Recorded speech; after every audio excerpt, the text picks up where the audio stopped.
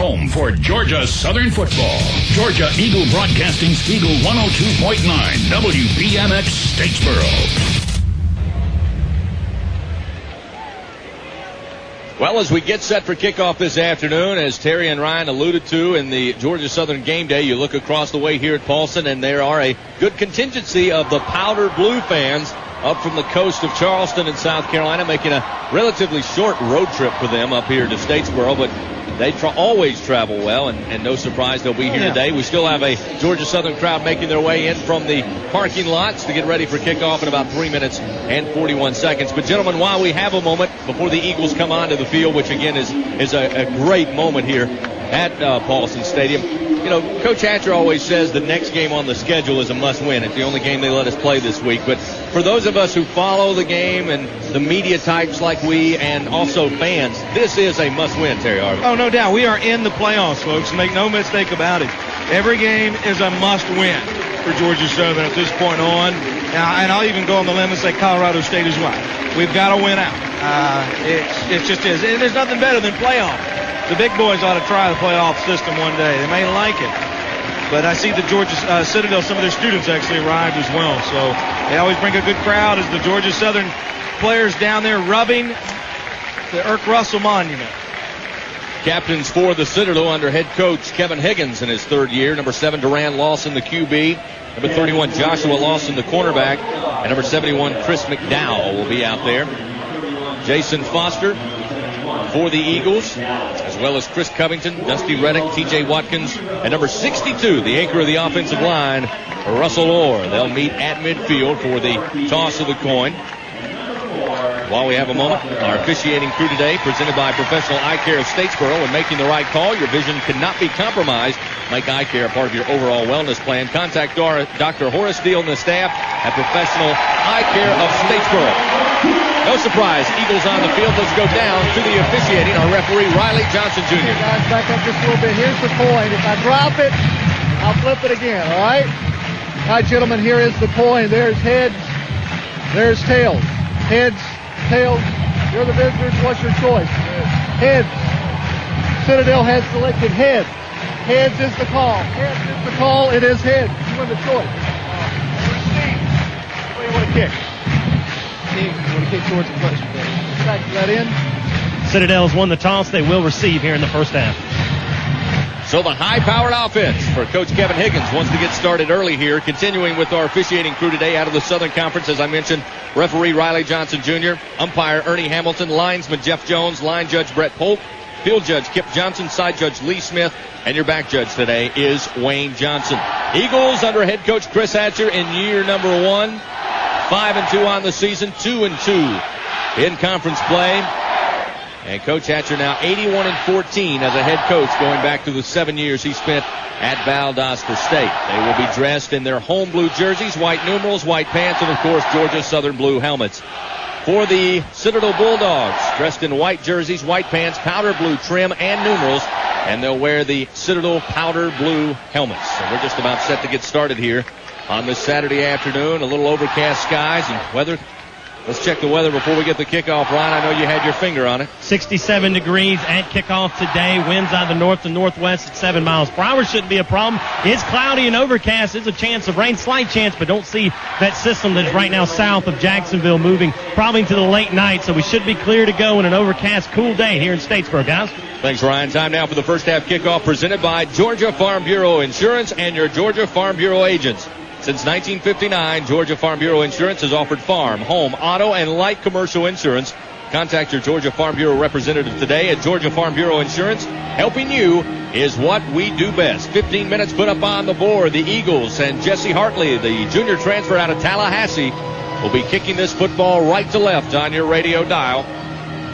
Back deep for the Bulldogs, number 23, Torrey Cooper, and Tamar Jernigan. Waiting on the kick and waiting for the television crew to let us get started. Just a couple of minutes after the hour of high noon, about 5 minutes after the hour, and we're just about set to get going. And again, we've got some people just arriving into the stadium. They're still coming. They're still walking in. I always tease that sometimes it's like church on Sunday, arriving late. but they're coming and back to the Citadel fan base. We always want to compliment where we can, of course, the people coming in here. Unlike some of the other teams throughout the Southern Conference that do not travel well, even when the Citadel is having maybe a not so good year, they still travel well. They got a great fan base who come out here, and I can't tell you, folks, it's good to be back at the prettiest little stadium in America. Great weather, great fan support. It's a great day for football. So we're ready to go. Hartley has handed the football. He'll place it on the tee at the 30-yard line. And he'll get set to kick it away to the Bulldogs here. About 6 minutes after the hour of 12 o'clock Eastern time here in South Georgia. Hartley's ready. Here's the approach. Kick is on the way, and we've got football in Statesboro. Tamar Jernigan gets under it at the 11-yard line. Far side, up the right hash, cuts to the middle of the field, across the 25 to the 26, and a team of special forces brings him down. It'll be 1st and 10. Just across the 25 for the Citadel Bulldogs, and their quarterback, Duran Lawson, the senior out of Conway, South Carolina, a former Conway Tiger, one of the prominent high school programs in the Palmetto State. And we're underway here with 1st down and 10. They'll mark him at the 28-yard line with forward progress, and here come the Bulldogs ready to go on offense. It doesn't surprise me that they do want to start out on offense, given the power of this team. Lawson and Cooper in the offensive backfield as Lawson will work out of a shotgun. Ball middle of the field on 1st down and 10 from the 28. Lawson rolling out in the flat. Catch is made across midfield, or headed to midfield, as Tim Higgins, the son of Coach Kevin Higgins, a 5-year transfer. He played at the University of Florida and actually has a championship ring with the Gators, but deciding after only being in on one special teams play in 2006 that he would transfer up the coast to play for his father, and he picks up a big gainer just shy of midfield at the 49-yard line of the Bulldogs. So good pickup on 1st down. The Bulldogs moving early. Empty backfield now with 2 receivers left, 2 to the right. Jernigan and Haney wide to the left. Throw out to the flat. Catch is made near the 1st down marker at the Eagle 41-yard line. Play calling shouldn't be a surprise because of some of that quick stuff out into the perimeter. Will alleviate some of the pass rush that Georgia Southern has been so successful, Terry, of bringing and disrupting the offensive backfield across the way. Well, we're going to have a hard time doing that with them throwing the short passes like they are right behind our linebackers. You see the first 2 passes out of the gate, they're targeting E.J. Webb on the outside as Georgia Southern's in a nickel package with 2 linebackers in. 1st down and 10 at the 40 of the Eagles now as Haney hauled in the catch. It'll be Jernigan and Roberts wide to the near side as Lawson under center. Delay on the counter, and it's given off to Cooper, and he's caught behind the line. A loss of 2.5 yards. E.J. Webb initially in on the stop, and the defense there slowing down the Bulldogs for just a moment here in the opening minutes of the first quarter. We're down to 14-27, just underway, no score. Bulldogs take 2 plays, and they march into Eagle territory, but E.J. Webb and company there put a stop. They'll mark him down a yard on the loss. It'll be 2nd down and 11 at the 41-yard line of Georgia Southern. Not sure why they even went to that play, truthfully. 2 wide to the left. They'll send trip receivers out to the right side. Empty backfield now, but Cooper will line up in motion on a wing to the right side.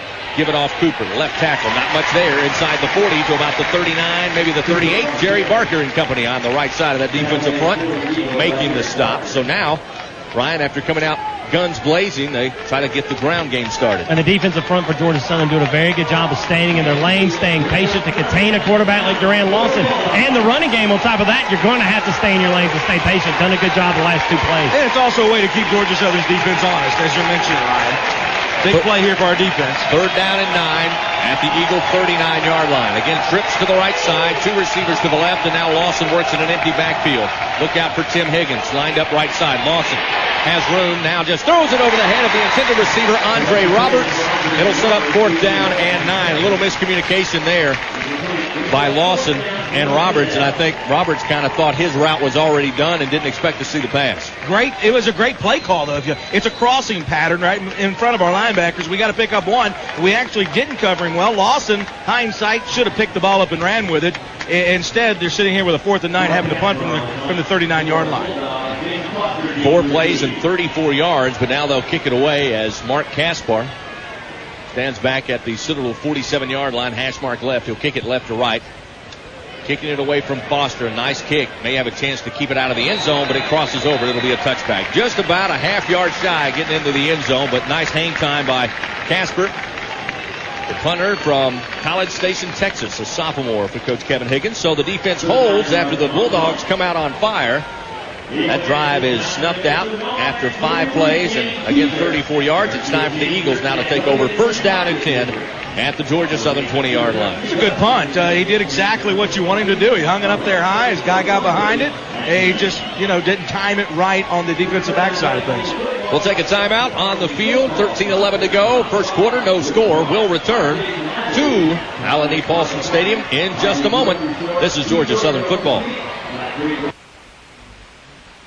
Dr. Dill and the staff at Professional Eye Care of Statesboro want you to know we're 100% committed to our community, and we're proud to announce that Dr. Dill is the Georgia Southern University's team eye doctor. Each patient we serve receives nothing less than top quality eye health care. We analyze not only your vision, but take the time to analyze the health of your eyes as well. We offer state-of-the-art vision testing and the largest selection of designer eyewear available. Our commitment to quality is always in season, caring for your vision and for our community. That's Professional Eye Care of Statesboro, 6 Lester Road, or call 764-5609. Start the engine, step on the gas. Some people think that's all there is to driving. Others know better. They know today's complex engines work harder and run hotter. These people use Castrol GTX motor oil. It provides the maximum protection against viscosity and thermal breakdown. When you purchase a Castrol GTX oil change at Express Tune and Lube in Statesboro, you receive $5 off your next Castrol GTX oil change. So use Castrol GTX. Oil as advanced as your engine. 13-11 remaining first quarter. No score. Citadel and Georgia Southern. Welcome back to Paulson Stadium. The Eagles stop the Bulldog drive. They force the punt. They take over first and 10 at their own 20-yard line. It'll be Jason Foster in, the senior quarterback, alongside Lamar Lewis and Dusty Reddick. Dusty, your H-back. Lamar Lewis, your featured running back. 2 receivers wide to the right side. Now Andrews in motion right to left. Now headed back out to the right side. The Citadel Bulldog defense adjusts. Now they fire out the quick screen to Raja up across the 20, diving up to about the 24-yard line. Pick up a 4. It'll be second down and 6 along the far side with 13 minutes to go and no score. Georgia Southern football proudly presented by your Southeast Toyota dealers. Toyota moving forward. Check out the 07 Toyota Tundra here just beyond the Bishop Fieldhouse, provided by Franklin Toyota, a member of the Southeast Toyota dealers. Second down and 7. At the 23-yard line, again, a right hash mark. Lewis in as the running back. Lewis gets the call, goes right, now turns it back, and he'll be caught in the backfield, and this is going to be a huge loss down around the 14. As he didn't like what was in there, didn't want to stick it up right tackle, then tried to change directions, and really the only lead blocker he had, which was in no position to make the needed block, was Jason Foster. Well, it shows the speed of the Citadel as well. Kendrick Lyles, the Sam linebacker, able to see him bouncing out, stay with him, and not enabling Lewis to make the turn on him. And really, big setback here for Georgia Southern, 3rd and 14. Back at the 16-yard line. They'll move it to the left hash. Eagles attacking right to left. It's Hamilton and Reddick now in the offensive backfield. They're going to be back there to pass, protect, and block. Foster looks right. Nothing there. He comes back to the near side. 20, 25, 30. Got a block at the 35 and hemmed up at the 42-yard line. But it's good enough for a First Southern first down. Joe Haney with a great block at the 35 to give Foster about 7 more yards. What Haney was able to do, not necessarily throwing the block, is getting in the way, which counts as a block. He got in the way and did a good job of slowing him up, enabled Foster to pick up the necessary yardage. That's the personnel that we talked about. They overload, the Citadel does, overloads the left side and brings it on that side. Just where Jason was running, forces him back to his left. Wasn't able to get a head count here, but heard the crowd that time. We got a good crowd here. First down at 10:42. Quick fire out near side. It's going to be Haney up across midfield and finally spilled out of bounds at about the Citadel 45-yard line near side. Good enough for another First Southern first down. Haney, a reward for that good block he threw on the last play, gets the ball back and picks up the first down. Seeing Haney develop over the last few games, Ryan. We talked in the Eagle Roundtable about the downfield block, not only out of the receivers, but your offensive line, Jesse Suarez and crew. First down and 10 at the Bulldog 45. Eagles on the attack now offensively. Gets it in the belly of Chris Teal, the freshman running back, down to the 40-yard line. Pickup of about 5 yards, and that's what you want on first down if you're going on the ground. Makes it manageable second and third down. Andrew Rowell, the middle linebacker for the Bulldogs, on the stop. 11-16, no score. Eagles, though, after forcing a punt by the Bulldogs, who won the toss and decided to take it, are now moving as Billy Lowe Redshirt freshman checks in. It'll be Foster and Reddick in the offensive backfield. 2 receivers right, 1 to the left side. Long snap count. Billy takes it. Gives it to Foster. Jason bounces off a couple of defenders, and eventually he's hemmed in, brought down at about the 42-yard line. Terrence Reese, the sophomore out of North South Carolina. Love that. North South Carolina. Was that a late night at the old local pub when they were trying to decide what to name the town there? Citadel. Ran out of time. And the best part of it, it's in the southern part of the state of South Carolina. Terrence Reese doing a good job of staying with Foster and not enabling when he bounced out, stayed with him. Billy Lowe back in, and you see those 4 receivers set to the right that we saw last week, Chris. Including Jason Foster lined up in that 4 receiver set right side. It's an empty backfield for the redshirt freshman Billy Lowe. 3rd down and 7 at the Bulldog 42-yard line, and before they got set, Foster comes out and calls for time. So a timeout taken by the Eagles here after getting lined up. And as Coach Hatcher said last week, he did not want to take that timeout to open the Appalachian State game, but he said, hey, if we weren't set and I wasn't set, let's go ahead and burn the timeout. And obviously that appeared to be the issue there. And that's, Ryan, weird way, that's the advantage of having 2 quarterbacks on the field. Yep, I mean, you got a quarterback and wide receiver. Terry, it's so crazy how you and I think alike sometimes. The advantage of having 2 guys out there that know back and forth what's going on and 2 quarterbacks on the field. And you saw them both look up into the sidelines at the exact same time and hit the tee because they both knew personnel-wise something was not right out on the field. So they'll line it back up, 3rd down and 7 at the 42, and a very important 3rd down. Eagles on the year, 39%, 38 of 97 on 3rd down. Foster now will go back as quarterback with Lamar Lewis and Dusty Reddick. 2 receivers wide to the right as they work from the left hash mark, 3rd down and 7 at the Bulldog 42. Snap back to Jason. Rolling to his right, throws in the flat, and nobody's there. Dangerous pass. Ash Cody was in the vicinity, but it was thrown left of him. It'll set up 4th down and 7 at the 42 of the Bulldogs. So we'll see what the Hatchman has in store here, as it appears Dan Jordan getting ever so close to Terry Harvin's most punts in a season, or a career rather. Kevin McCaskill doing a good job on that defensive end and getting a lot of pressure in Foster's face, which made him alter that throw. And fortunate for us, Chris, he didn't throw an interception on that play. And you're right, Jordan is coming dangerously close to the only record I have left. Jordan back at the 44 of the Eagles, kicks it away, puts it high into the air, trying to get it deep. Beautiful. It will fall at about the 2. The Eagles can't find it, and it goes into the end zone for a touchback. Well, we had a man in position down there. We sure did. Irving Campbell sitting right back there, not able to get his bearings straight. He just simply lost it. It was such a good punt that he lost it. Like being in the outfield in right field with a high ball. That's kind of what he was doing. 10:03 to go, first quarter. Still no score. The Bulldogs have possession when we return to Allen E. Paulson Stadium in just a moment. This is the Georgia Southern Radio Network. Brian, I've been thinking Thursday night is the best night to come to Locos. Yeah, Thursdays are great, but I got to tell you, I love Monday Night Football at Locos. Monday is the night. Sure, Mondays are fun, but Thursday night with Coach Hatcher and ESPN Thursday Night Football, Thursday night is the night. Yeah, but you can't forget about Wednesday night either. That's trivia night. I don't know. It's hard to say. It's Thursday night. You know, I say any night's a great night for Locos. Great food, friends, football. Why don't you put an Eagle 6 on that, Chris? What? Take it from us. Any night's a great night at Locos Grill and Pub. Especially Thursday nights. Briarwood Lane in Statesboro. Today we salute you, Mr. Unathletic Sports Talk Radio guy. You know everything there is to know about the world of sports, except how to play them. No coordination. You talk sports for 8 hours a day, which is 7 hours and 45 minutes more than anyone listens. Is anybody out there? So crack open an ice cold Bud Light, Mr. Unathletic supporter. Mr. Unathletic Sports Talk Radio Bud Light beer, Anheuser-Busch, Cartersville, Georgia.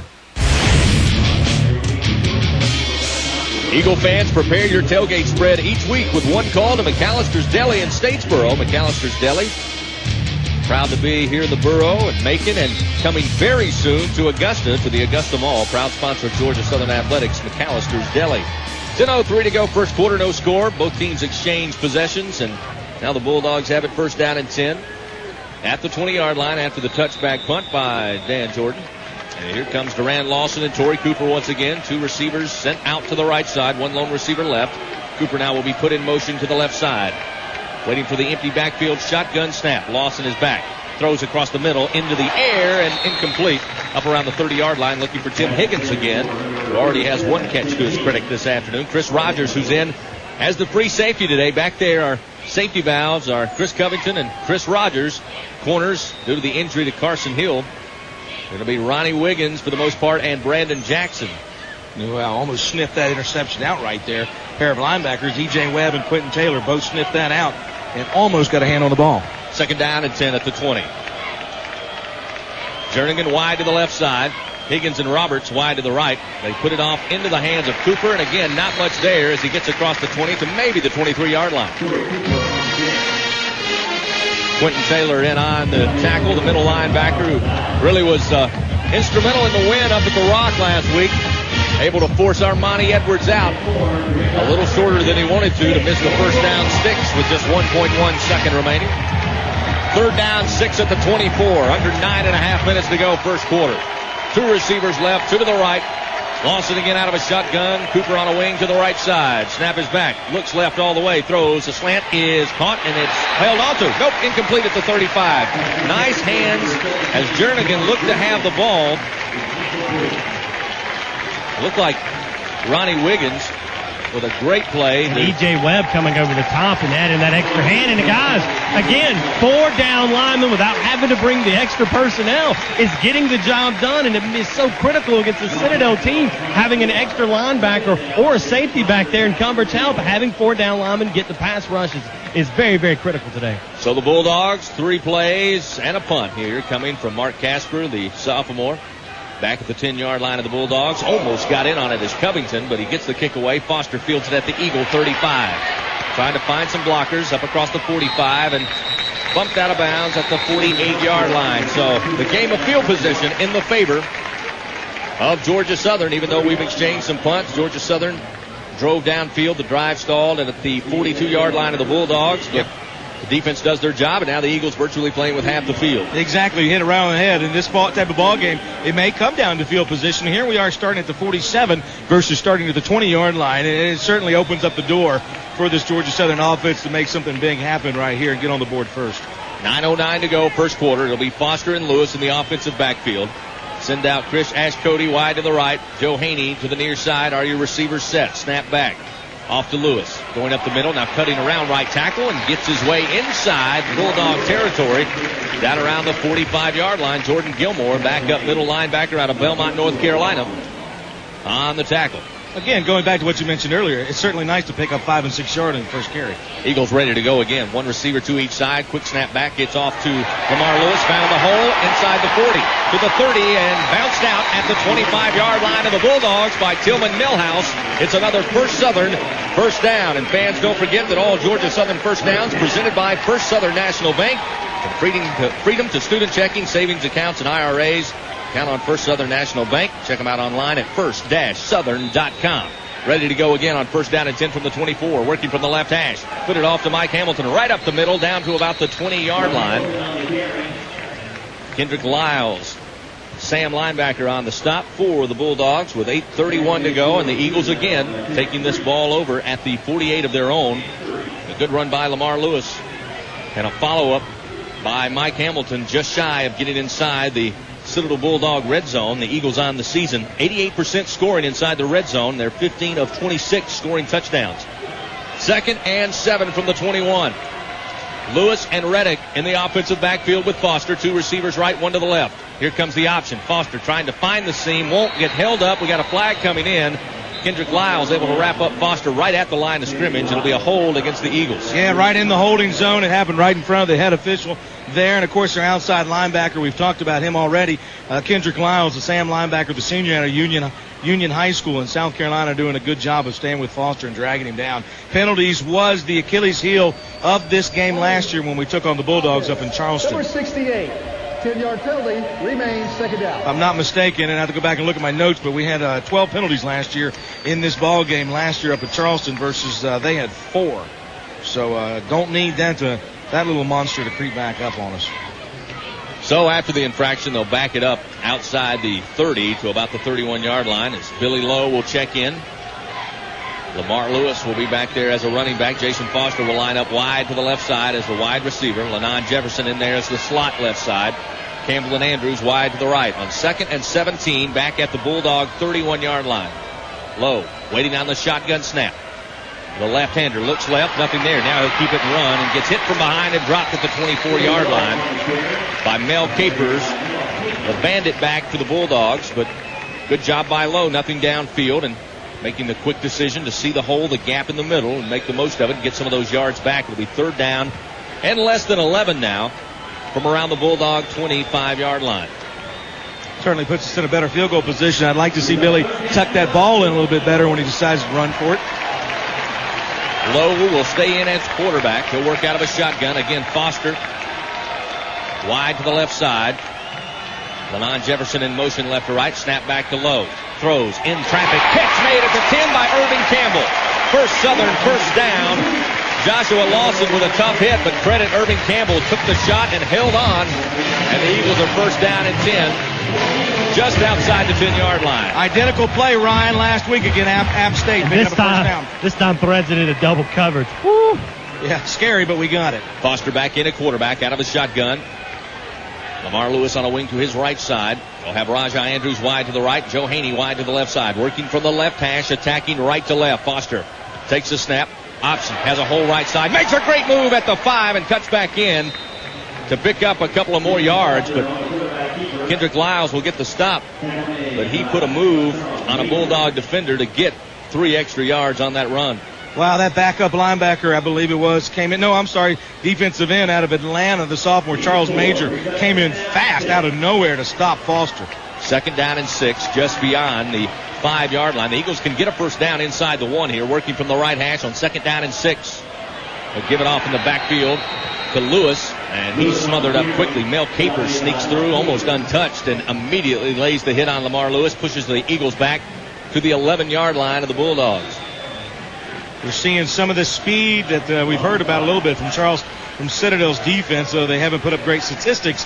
We know they have great athletes on that side of the ball. Third down and 11. Again, the Eagles can get a first down inside the 1. They'll get Lowe back in at quarterback. Foster on a wing to his left. Dusty Reddick on a wing to his right in the offensive backfield. 2 receivers left, 1 to the right. Lowe fires. The catch is complete to Joe Haney right around the 6-yard line. So they get 5 of those yards back, but it will set up fourth down and about 3, maybe 4 yards, and Jesse Hartley and company will now come onto the field here to try the field goal. Lowe in that case drop back bullet to Haney, missing Andrews in the left corner. Like to see him come back to that play later in this ball game. 23-yard field goal attempt right down the pipe. I'm sure Citadel remembers Jason Foster is holding. High snap, but it's put down. Hartley's kick is up, and it's good. Eagles on the board, 3-0. 4:58 to go here in the first quarter of action. We'll take a timeout, return in just a moment. This is Georgia Southern football. The biggest stage in Statesboro hosts the best live bands, the biggest dining area in Statesboro hosts your business party, and the best in Cajun cuisine to entertain any kind of affair. It's the French Quarter Cafe downtown. I could be up here all day and all night talking about all the big opportunities. All you can do is check FrenchQuarterStatesboro.com. That's FrenchQuarterStatesboro.com for all musical entrees, all specials, what games are on the big screen, everything else in between. That's FrenchQuarterStatesboro.com or call them 489-3233. By me in the borough at the French Quarter Cafe downtown. A zero-turn radius riding diesel engine mower, HST transmission with pro commercial mower decks at less than $130 a month. That's right, friends. At Kubota Statesboro, you can get a ZV 300 series Kubota mower for less than $130 a month. Zero-turn radius, Kubota diesel engine, HST transmission. Doesn't break down, just cuts grass and knocks your grass cutting time down to nothing. For less than $130 a month, go check them out. The ZD 300 series at Kubota Statesboro, Highway 67 South. 4:58 to go here in the first quarter of action. The Eagles get on the board to take the early lead 3-0 on a 23-yard field goal by Jesse Hartley. Time for your Badcock and Moore scoring recap. Eagles took over after the Bulldogs punted to them. 9 plays, 46 yards, took 4 minutes and 11 seconds. And again, Hartley with a 23-yard field goal. The scoring recap presented by Badcock and Moore, your full-service furniture store with appliances, electronics, carpet, tile, and home furnishings. Don't miss out on their spooktacular savings going on now with 2 locations to serve you. States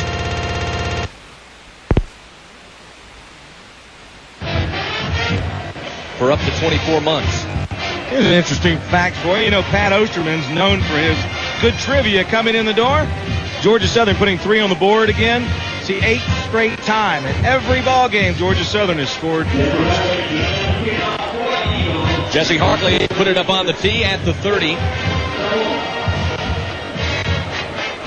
4:58 to go here as Jernigan and Cooper will be back deep for the Bulldogs.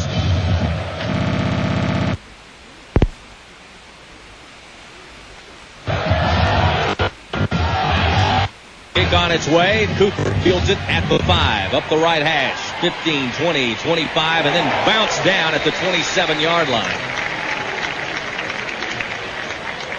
Good coverage by Georgia Southern. Special forces on that. Getting down fast is what we need to do, but more importantly, closing that seam and not enabling Citadel to get out there. I believe that was Jeremy Murphy on the play. I'm not really sure. Jermaine Murphy, a 5'8", 172-pound freshman from Kennesaw, product of Harrison. Like Evan Mattingly, has been very, very good this year downfield on special teams. Eagles now with 35 yards on the ground rushing. The Bulldogs with 32 through the air. Lawson and Cooper in the offensive backfield. They'll have 2 receivers left, one to the right. Now they'll put another man back in the offensive backfield as Higgins. And Cooper and Lawson carry the ball together up the field to about the 29, just shy of the 29-yard line. I think Higgins might pull him off to the side, and then next time he gets a chance to say, don't do that again. Do one or the other. They couldn't make up their minds. They're virtually running together with the ball, and that's a perfect opportunity for a fumble to occur. 4:30 to go here in the first quarter. 3-0. Georgia Southern leads. Time the Bulldogs will send out 2 receivers left in Roberts and Higgins. They'll have 1 receiver right in Jernigan. Lawson and Cooper in the offensive backfield. 2nd down and 8 at the 28-yard line. Lawson goes out, throws it far side. Catch is made 35. Almost broke the tackle, but runs out of bounds as Andre Roberts hauls it in. Covington forces him out. And depending on the spot, looks like it's good enough for a Bulldog first down. Even though Jackson's over on that corner, it reminded me how much we may miss Carson Hill today, because that, Ryan, is a play that Carson seems to be a ball hawk for and step in front of. You know, Ronnie Wiggins made a lot of open field tackles last week, so proving not only can he cover, but he's pretty good in the open field tackling situation. 1st down and 10 now at the Bulldog 39-yard line. It'll be Roberts, Higgins, and Jernigan wide to the right side. Roberts wide to the left as Lawson. Design quarterback run. E.J. Webb hits him, brings him down at the 40-yard line. Maybe a half-yard gain. That's about it. Excellent job that time by the outside linebacker, E.J. Webb, the freshman out of Roanoke, Virginia. Gets in to make the stop. Delayed blitz from the left side. Again, hadn't seen a whole lot of the blitz, but how many times have you seen, guys, it seems like Coach Anders, defensive coordinator, calls the blitz at just the right time, and that time delayed blitz off the left side on a little quarterback delay just at the right time again. Got a nickel package in, Chris. Lionel McGriff in defensively as a corner here is Cooper and Lawson in the backfield. Shotgun snap. Lawson across the middle. Catch is made at the 40, 45, and finally into Eagle territory. Brought down at the Georgia Southern 46. Andre Roberts again on the catch. It's a 1st down and 10 for the Citadel Bulldogs. Going back after E.J. Webb, we saw them do that in their first series. First 2 play using a crossing pattern, targeting E.J., trying to keep up with him, just on his heels, not able to bring him down. 3:24 and counting here in the first quarter. Eagles up 3-0. Homecoming 2007 here at Paulson Stadium. They'll work from the right hash, attacking left to right. It's 1st down and 10 at the Eagle 46-yard line. I formation with Taylor Cornett and Torrey Cooper behind Duran Lawson under center. Give it off Cooper. Tries to go around the side. We got a flag coming out at the midfield stripe behind the offensive line. And he gets maybe a yard. That's about it. But we'll see what the infraction is all about from our referee, Riley Johnson Jr.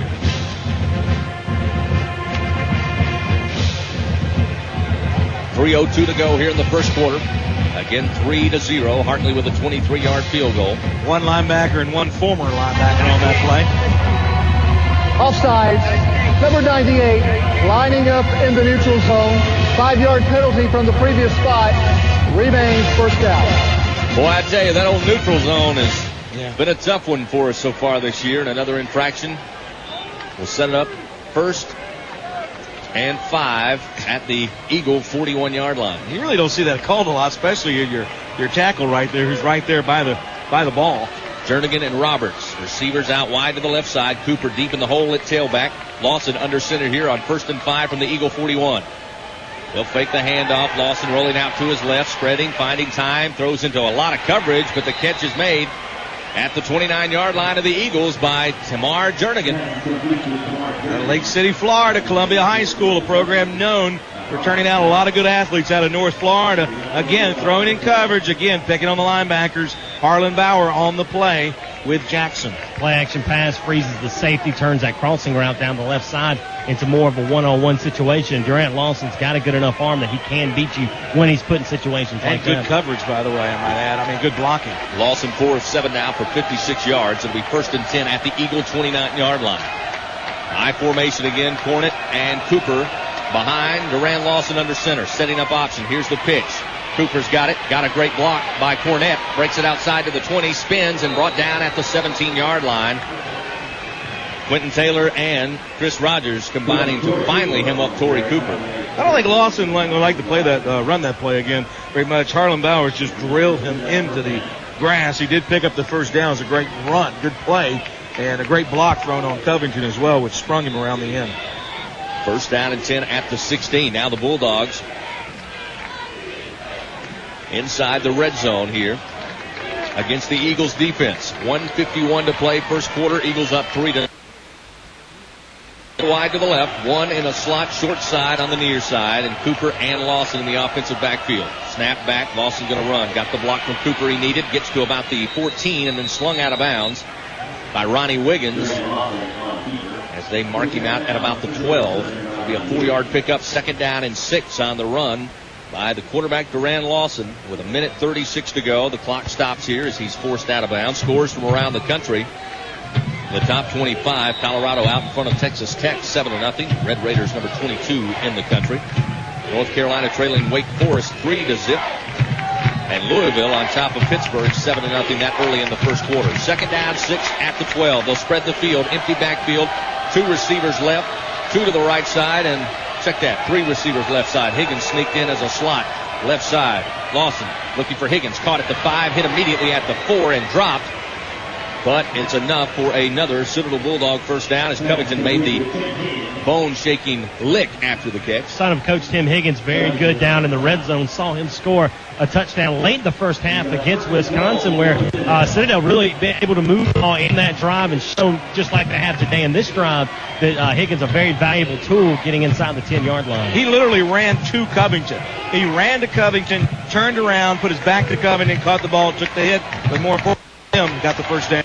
First down goal to go at the 3-yard line of the Eagles. High formation with Cornett and Cooper behind Durant Lawson. Quick jump ball left corner. Citadel found it first, and it's good for 6.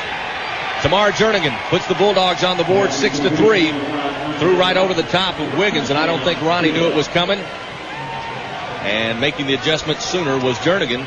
And it's now 6-3 with 1:04 to go here in the first quarter. Well, we saw some of that last week against Appalachian State. Wiggins not able to turn his head fast enough and get his eyes on the ball, but does a good job of coverage. Just doesn't see the ball coming in. Blake Vandiver will come on, the senior out of Gainesville, Georgia. For the point after for Citadel. Snap is there, set is there, kick on its way.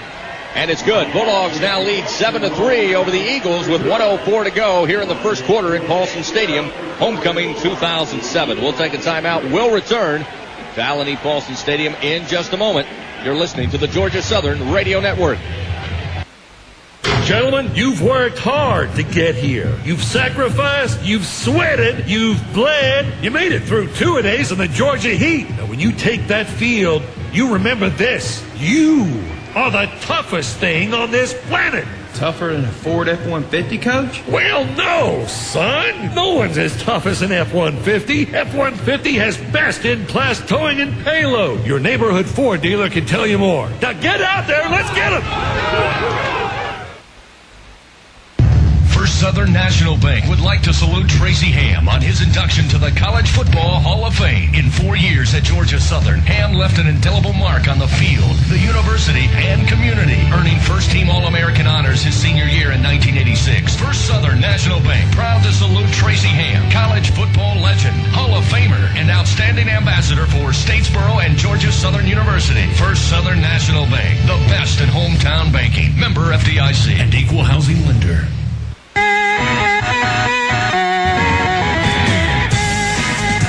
1:04 to go, first quarter. The Bulldogs now lead 7-3. Time for your Babcock and More scoring recap. The Bulldogs, 9 plays, 73 yards, 3 minutes and 54 seconds before Lawson and Jernigan hook up for the 3-yard touchdown pass. Point after is good, 7-3. Scoring recap presented by Babcock and More. Check out their spectacular, spooktacular. That's what it is. Is that what it is? Spooktacular. Okay, yeah, whatever. There's savings going on now. 2 locations, Statesboro and Swainsboro. Back deep for the Eagles. Chris Rogers in there, awaiting the kickoff from Vanderbilt. Kick is high but short. Will be fielded at the 7-yard line by Joe Haney. Up the right hash and a major collision at the 22-yard line, and Haney's brought down quickly. So the Eagles start out first down and 10 at the 22-yard line. Trailing 7-3 here with under a minute, 1 tick below a minute remaining in the first quarter of action. Go back to something, Ryan, you were talking about before the game in our pregame. Georgia Southern can't get in the red zone and settle for field goals every time.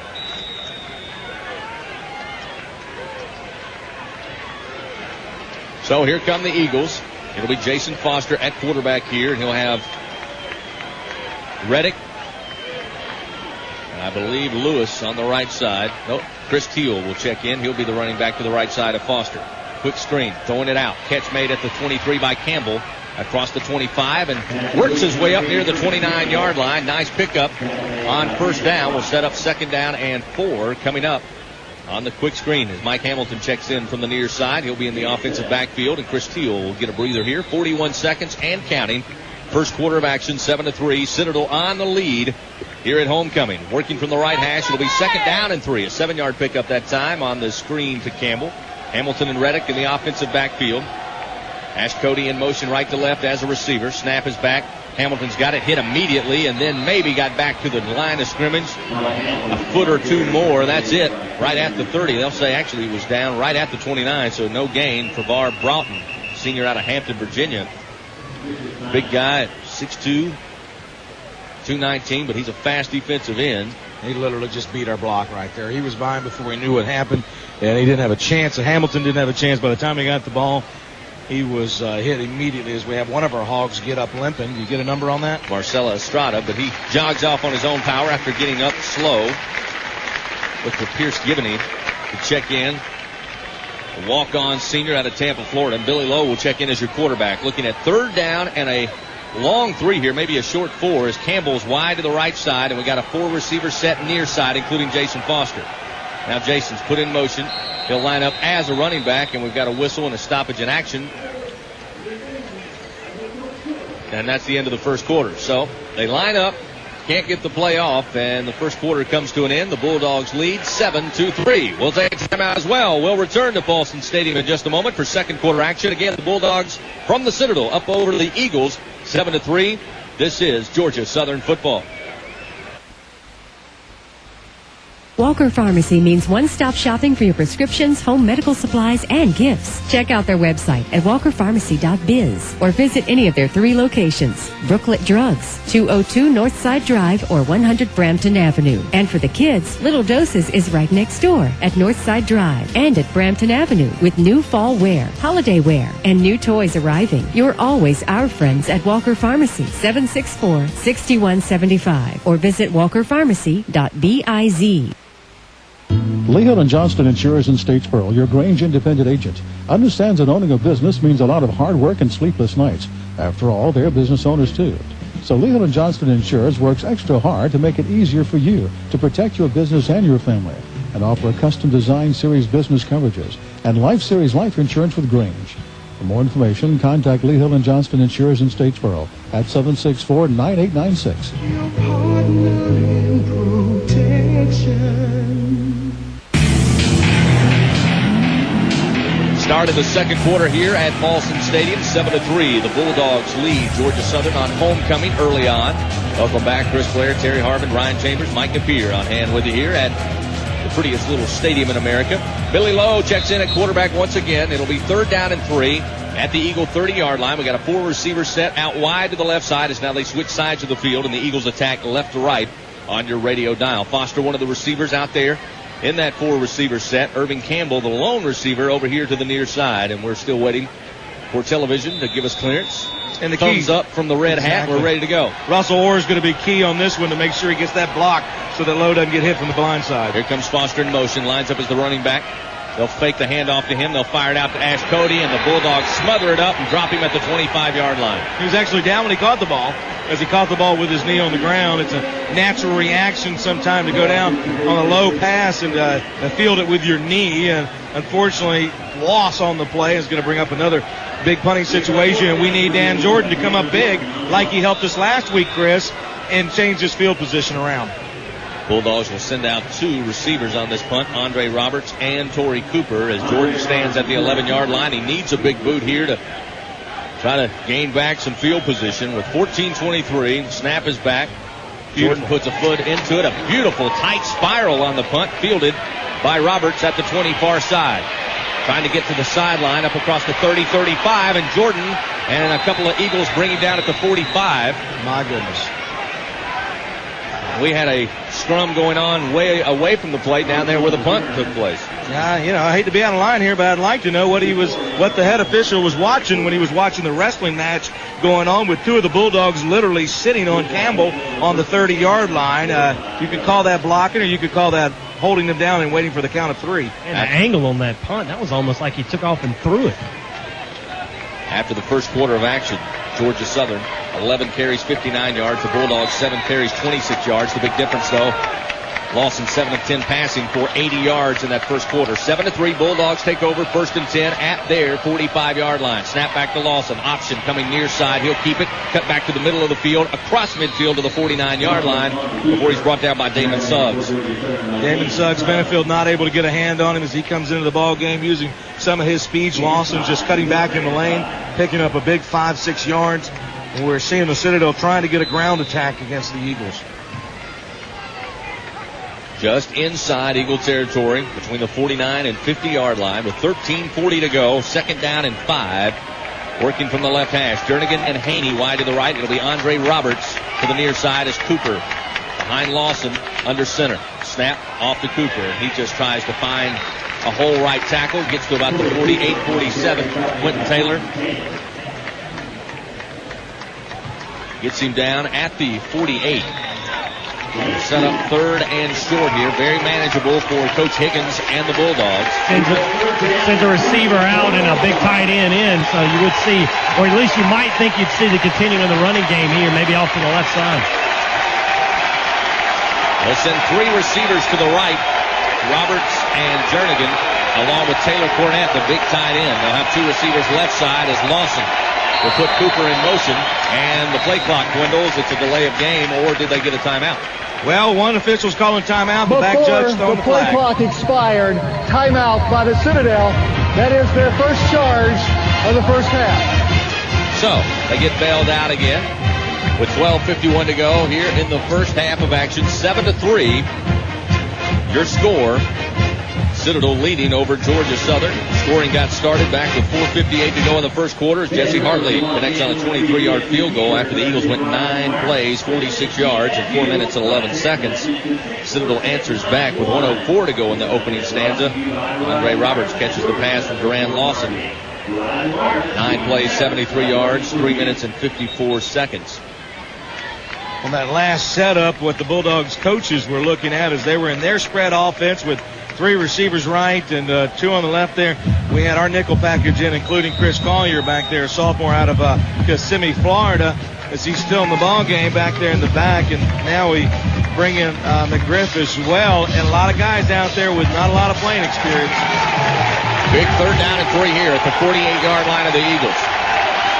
Brown trying to make some noise here as Lawson, empty backfield, will be in the shotgun. Cooper set in motion. They'll give it off to Lawson. He gets to about the 45, and looks like the spot's going to give him the first down. Jerry Barker eventually brings him down. There's a Bulldog slow to get up.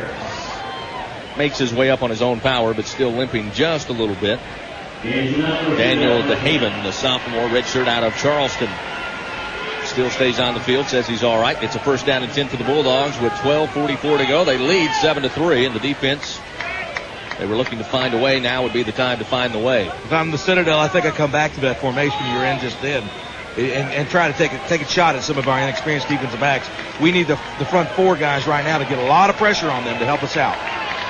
Torrey Cooper On a wing to the right side of Lawson. Shotgun snap. Lawson deep in the pocket, looking to throw into the flat to Cooper. He's hit immediately and dropped at the 47-yard line by Quentin Taylor. Behind the line, a loss of a yard, and great pursuit and heads-up play by Quentin Taylor, the junior out of Apopka, Florida, the middle linebacker for Coach Ashley Anders and company. Gets a little bit of step in the defense here after the Bulldogs seem to be having their way, moving downfield once again. It'll be second down. They'll say 12 at the 47-yard line of the Eagles, working from the left hash, attacking right to left. It's Roberts and Higgins out wide to the right. Haney and Jernigan wide to the near side. Cooper on a wing to Lawson's right side. Shotgun snap back, throwing the deep ball. Nobody there, but the Eagles and Covington can't hold on at the 25. Right in the hands, looking for Haney down there, but he pulled up short. Lawson threw deep, and Covington beside himself. That's normally a pick and a big return, but I don't know if they were trying to disguise that. Covington sitting there. They had the extra personnel with Haney going down the seam route, and it looked to be a wide open pass. Covington sneaking around because of the blitz from the strong side, but oh my goodness. Yes, almost an INT, and certainly some could say could be a flag against us on that one, and we got away with one. Lawson's only thrown 4 interceptions on the year, so you don't get a chance often. Third down and 12 at the 47. Crowd into it here is Lawson. Out of the shotgun, has time, across the middle, catch is made at the 44, slips out of a tackle inside the 40, and still down, but shy of the first down at about the 37-yard line. Finally, Dakota Walker, junior transfer out of Mays Landing, New Jersey, Mr. Jersey as they called him, finally stopped the Bulldogs, but it'll be decision time here for Coach Higgins.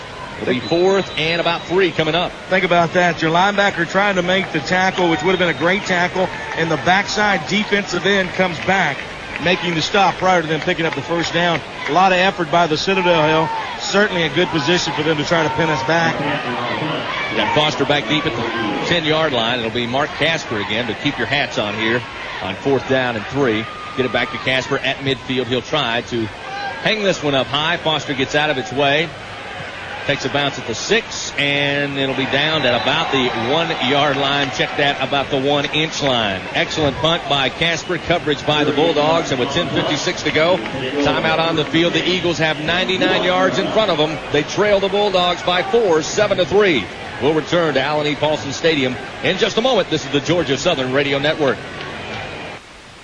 What's this world coming to when young ones use internet social sites to meet people? Internet social sites? Listen, son, introduce yourself in person. That's what the 2007 Toyota Tundra would do, and its available 381-horse 5.7-liter V8 and massive torque would make a great first impression. Visit your local Toyota dealer in person to see the 2007 Tundra. Toyota, we didn't redesign the Tundra, we redesigned the truck. Moving trucks forward. It's that time of year for Eagle football, and fans, you can show your Eagle pride each and every day with one visit to the University Store, your one-stop shop for all things Southern. A great selection of game gear from Nike, Under Armour, Ashworth, Cutter & Buck, just to name a few. Everything for your home, car, office, mom, dad, and the Little Eagles. Don't forget game day parking at their campus location with a shuttle to Paulson Stadium. The University Store. Visit their on-campus location, game day store at Paulson, and online anytime at gsusstore.com. The University Store, your one-stop shop for all things Southern. 10:56 to go here in the first half. Citadel leading over Georgia Southern 7-3. Eagles force a punt, but now must face down a lot of green acreage in front of them. It'll be first down and 10 at the 1-yard line as the Eagles will attack left to right on your dial.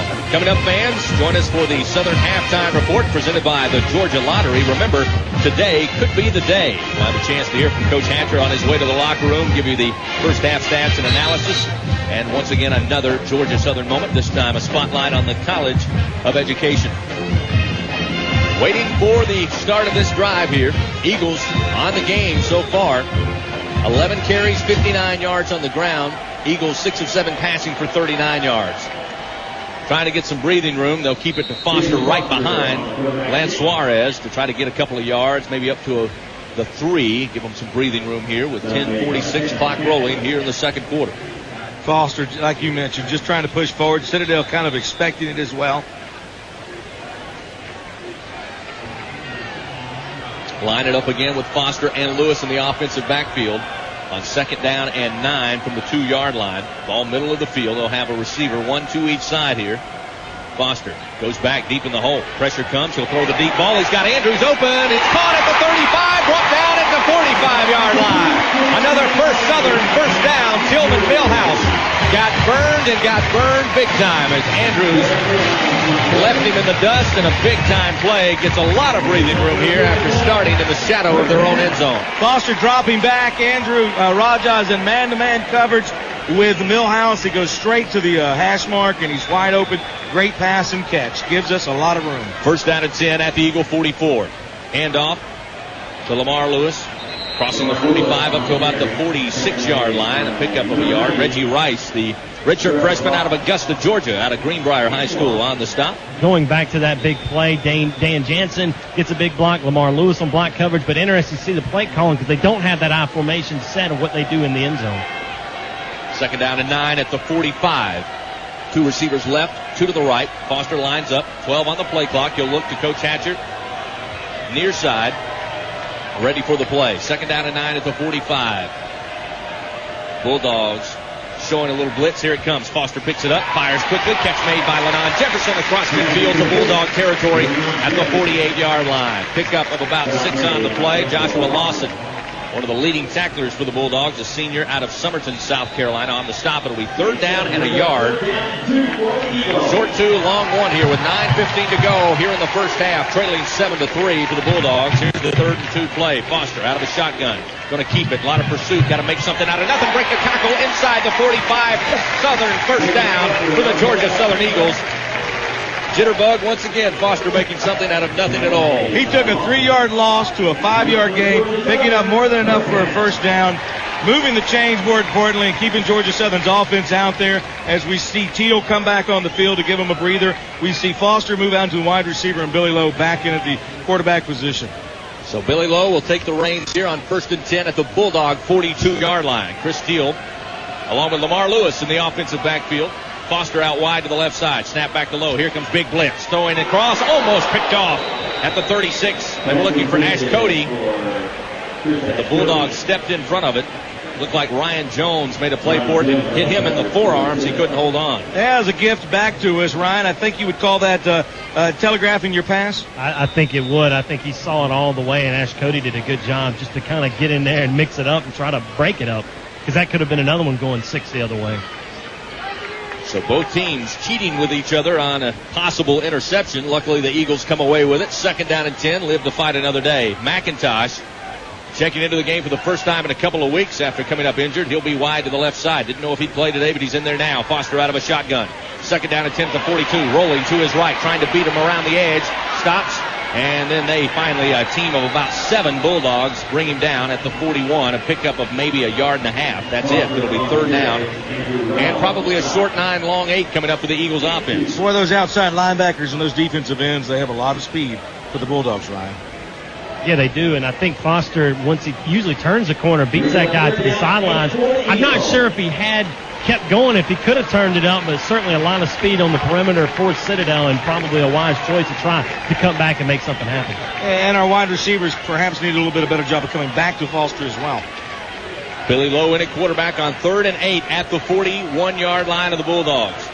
Lewis and Teal in the offensive backfield with 2 receivers left, 1 to the right. Lowe in the pocket, throws across the middle, but well overthrown, looking for Andrews at the 20. The ball comes down at about the 10. They were going to want to have that play back. We're willing to wager they'll look at the film room on this one, and they'll see a safety falling down and Andrews being wide open, and we'll see Foster standing on about the 35-yard line waiting for the ball to come to his way. Lowe just not seeing him.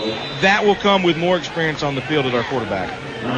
So another punting situation here as Jordan stands at the Eagle 44-yard line. Andre Roberts back deep for the Bulldogs at the 10 with 7:47 to go first half. Jordan bobbles the snap, and it's going to be blocked. It's down at midfield. The Bulldogs thought about picking it up. Now they'll just jump on it at the 47-yard line. Normally Mr. Reliable, that one's going to haunt Dan for a while. Just right into his hands and came right out. That's the situation right there. The ball hitting basically in the hand. Sometimes it happens. You don't get a grip on the ball. In that situation, what they teach us as a punter, you're going to have that pressure. In that case, he needed to step to his right a little bit and try to kick it on the run versus trying to maintain his lane, because he already sacrificed that, because that's where their pursuit of angle is going to be from the defensive end position to try to block it. So a right-footed kicker takes off to the right, kicks it on the run. Tavar Broughton credited with the block.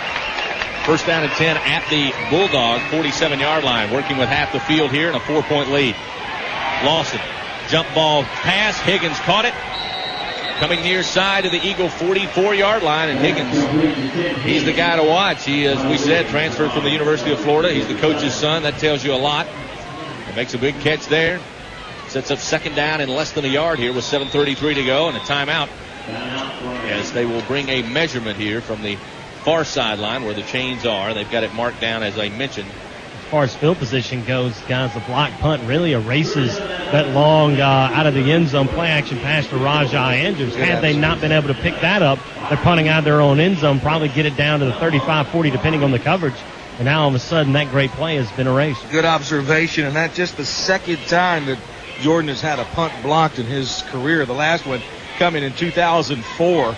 So on that one, like you mentioned, he's going to come back, and there again, take a look at that play and go, I probably should have stepped a little bit to the right, but you're in that situation, and you just react fast, but that's why we do a lot of practicing on that. Now we need for this defense to step up. This is, Ryan, one of those plays, second and inches, that you can take a shot at the end zone. Yeah, you can, because you will be able to come back to it, especially 7:33 to go in the first half. Both teams really struggling to see who's going to come out here and kind of push the other ones around. And two teams that are very similar as far as the balance. Obviously, Georgia Southern a little bit more run than pass, but offensively, defensively, two teams that really mirror each other. That's a big play for both teams. They come right out with the trips on the right and the double receiver left, and in a shotgun. Second down and 1 after they stretch the chains. It'll be Lawson out of a shotgun, empty backfield. He'll put Cody Wilson in motion now as a running back right side. They'll give it off to the big guy Wilson. He's got the first down and then some, down to around the Eagle 40-yard line. Wilson, the freshman out of West Newton, Pennsylvania. Some of those Lehigh years for Coach Kevin Higgins allows him to have some recruiting ties up in the northeast of the United States. Jonathan Loving, the sophomore out of Fayetteville, on the stop at the Eagle 40 with 7:23 clock rolling. Bulldogs up 7-3. Content with clicking this clock down and having a long sustaining drive, but still might be picking on our guy over here, Wiggins, here in a minute. Two receivers to the right, one to the left on first down and 10 from the Eagle 40. Lawson designed run. He's got some room inside the 40 to the 35, and a nice open field tackle to bring him down. Chris Rogers. But a good pickup by Lawson, something that he is a threat to do all afternoon. 5-yard pickup. It'll be second down and 5, just inside the Eagle 35-yard line. That's one way to keep your linebackers at home, isn't it? Citadel now 12 carries on the ground for 45 yards. So again, doing it through the air. 10 of 14 passing for Lawson for 96 yards so far here in the first half. Here's a second down and 5 at the Eagle 35. Lawson and Wilson again. In the backfield, Lawson has time to throw into the flat. Who else? It's going to be Tim Higgins inside the 25 and out of bounds. Or maybe slid down at the 22. And that's a play we have seen about 4 times so far in this first half. And don't be surprised if we see an adjustment at halftime where they get with the linebackers, Webb or Quentin Taylor, and they say, hey, on the snap of the ball, I want you to look over there. And if Higgins is coming across the ball before it's thrown, take his head off, and you don't have that problem. Ball placed at the 22-yard line of the Eagles. Bulldogs knocking on the door here with 6:07 to go, leading by 4, 7-3. It'll be first and 10 at the 22, working left hash. It's Lawson and Wilson deep in the hole at tailback. Option. Lawson wants to keep and breaks a tackle, gets away from E.J. Webb, breaks another tackle at the 12, and finally slung down at the 4-yard line. Lawson just slipping through like he's greased up. Ronnie Wiggins eventually gets him down, but it'll be first and goal for the Bulldogs here with 5:51 to go, and boy, Coach Anders is not going to be pleased with that. They had that option snuffed out, nothing there, and somehow Lawson squeaks out. E.J. Webb played that perfectly. He stayed with him, folded down on him, had him wrapped up. We thought he was down, and he looking Foster-like as he scorched through there. And arm tackles everywhere, galore. And I would imagine, as I see Hatcher pacing the sideline, he's almost beside himself. So first down, goal to go. They mark it at the Eagle 4-yard line. They'll crowd everybody up in the box. Cooper checks back in. He'll be a decoy looking for him into the flat, and he's got the catch at the 5. Spreading it, jumping in, touchdown Bulldogs. Made it look pretty easy. It is now 13-3 with 5:20 to go here in the first half of action.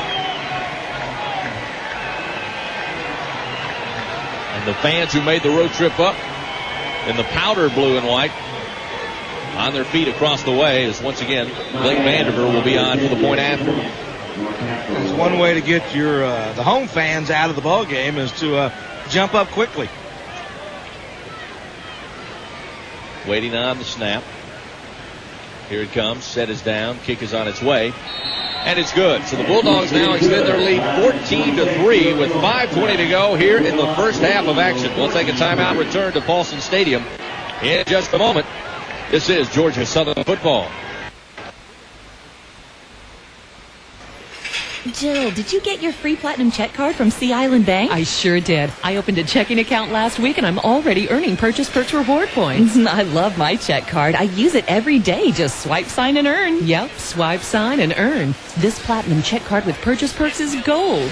Now, let me pay for lunch. No, let me pay. No, I insist. Give me that bill. The Platinum Check Card and Purchase Perks program from Sea Island Bank. Get the free card and earn free stuff. Member FDIC.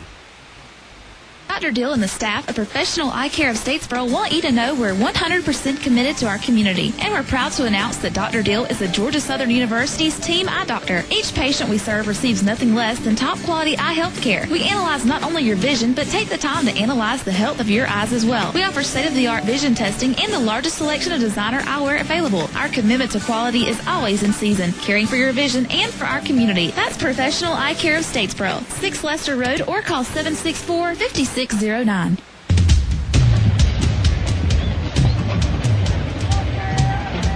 Georgia Southern football presented in part by the University Store, your one-stop shop for all things Southern, for game gear for the entire family and items for your car, home, office, and more. Visit the University Store's on-campus location, their game day location at Paulson, or online anytime at gsusstore.com. Well, nice crowd on hand for homecoming, as you would expect, but right now a lot of them on their seats. 5:20 to go in the first half, and the Bulldogs lead 14-3. We need a spark of this offense and this Georgia Southern team right now on the sideline. And not only that, we need a spark from the fan base right now on the home side as well. And the student side a little less rowdier than normal. And I guess that'll happen when you're trailing 14-3.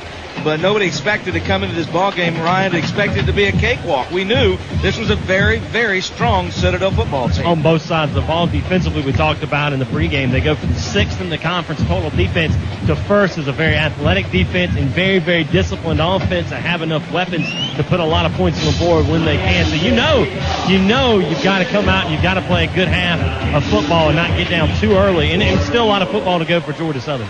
Blake Vanderbilt will put it up on the tee at the 30-yard line. It'll be Rajah Andrews back for the Eagles along with Joe Haney. And this would be a great opportunity for Special Forces to put a shot in the arm of the offense and this team. Down 14-3 with 5:20 to play first half. Vanderbilt on the approach. Here's the kick. Line drive. Knuckleball shot.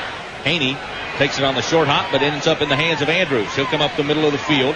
Gets inside a wall at the 30. Coming to the near side to the 40 and forced out at the 45-yard line. Got a flag down at the 30 across the way on the left hash mark. And we'll see what this is all about. Yeah, I'd like to see that one, as I don't see it, as there was not a single blue jersey over there. So that must have been a call, whatever happened. Either has to be against Citadel or it was one of those calls where the official had to think about it for a few minutes. And that's exactly what it was. We'd love to see that one on replay again. Near the return, holding by the return team, number 80. 10-yard penalty from the spot of the foul. Georgia Southern will retain possession of the football. First down.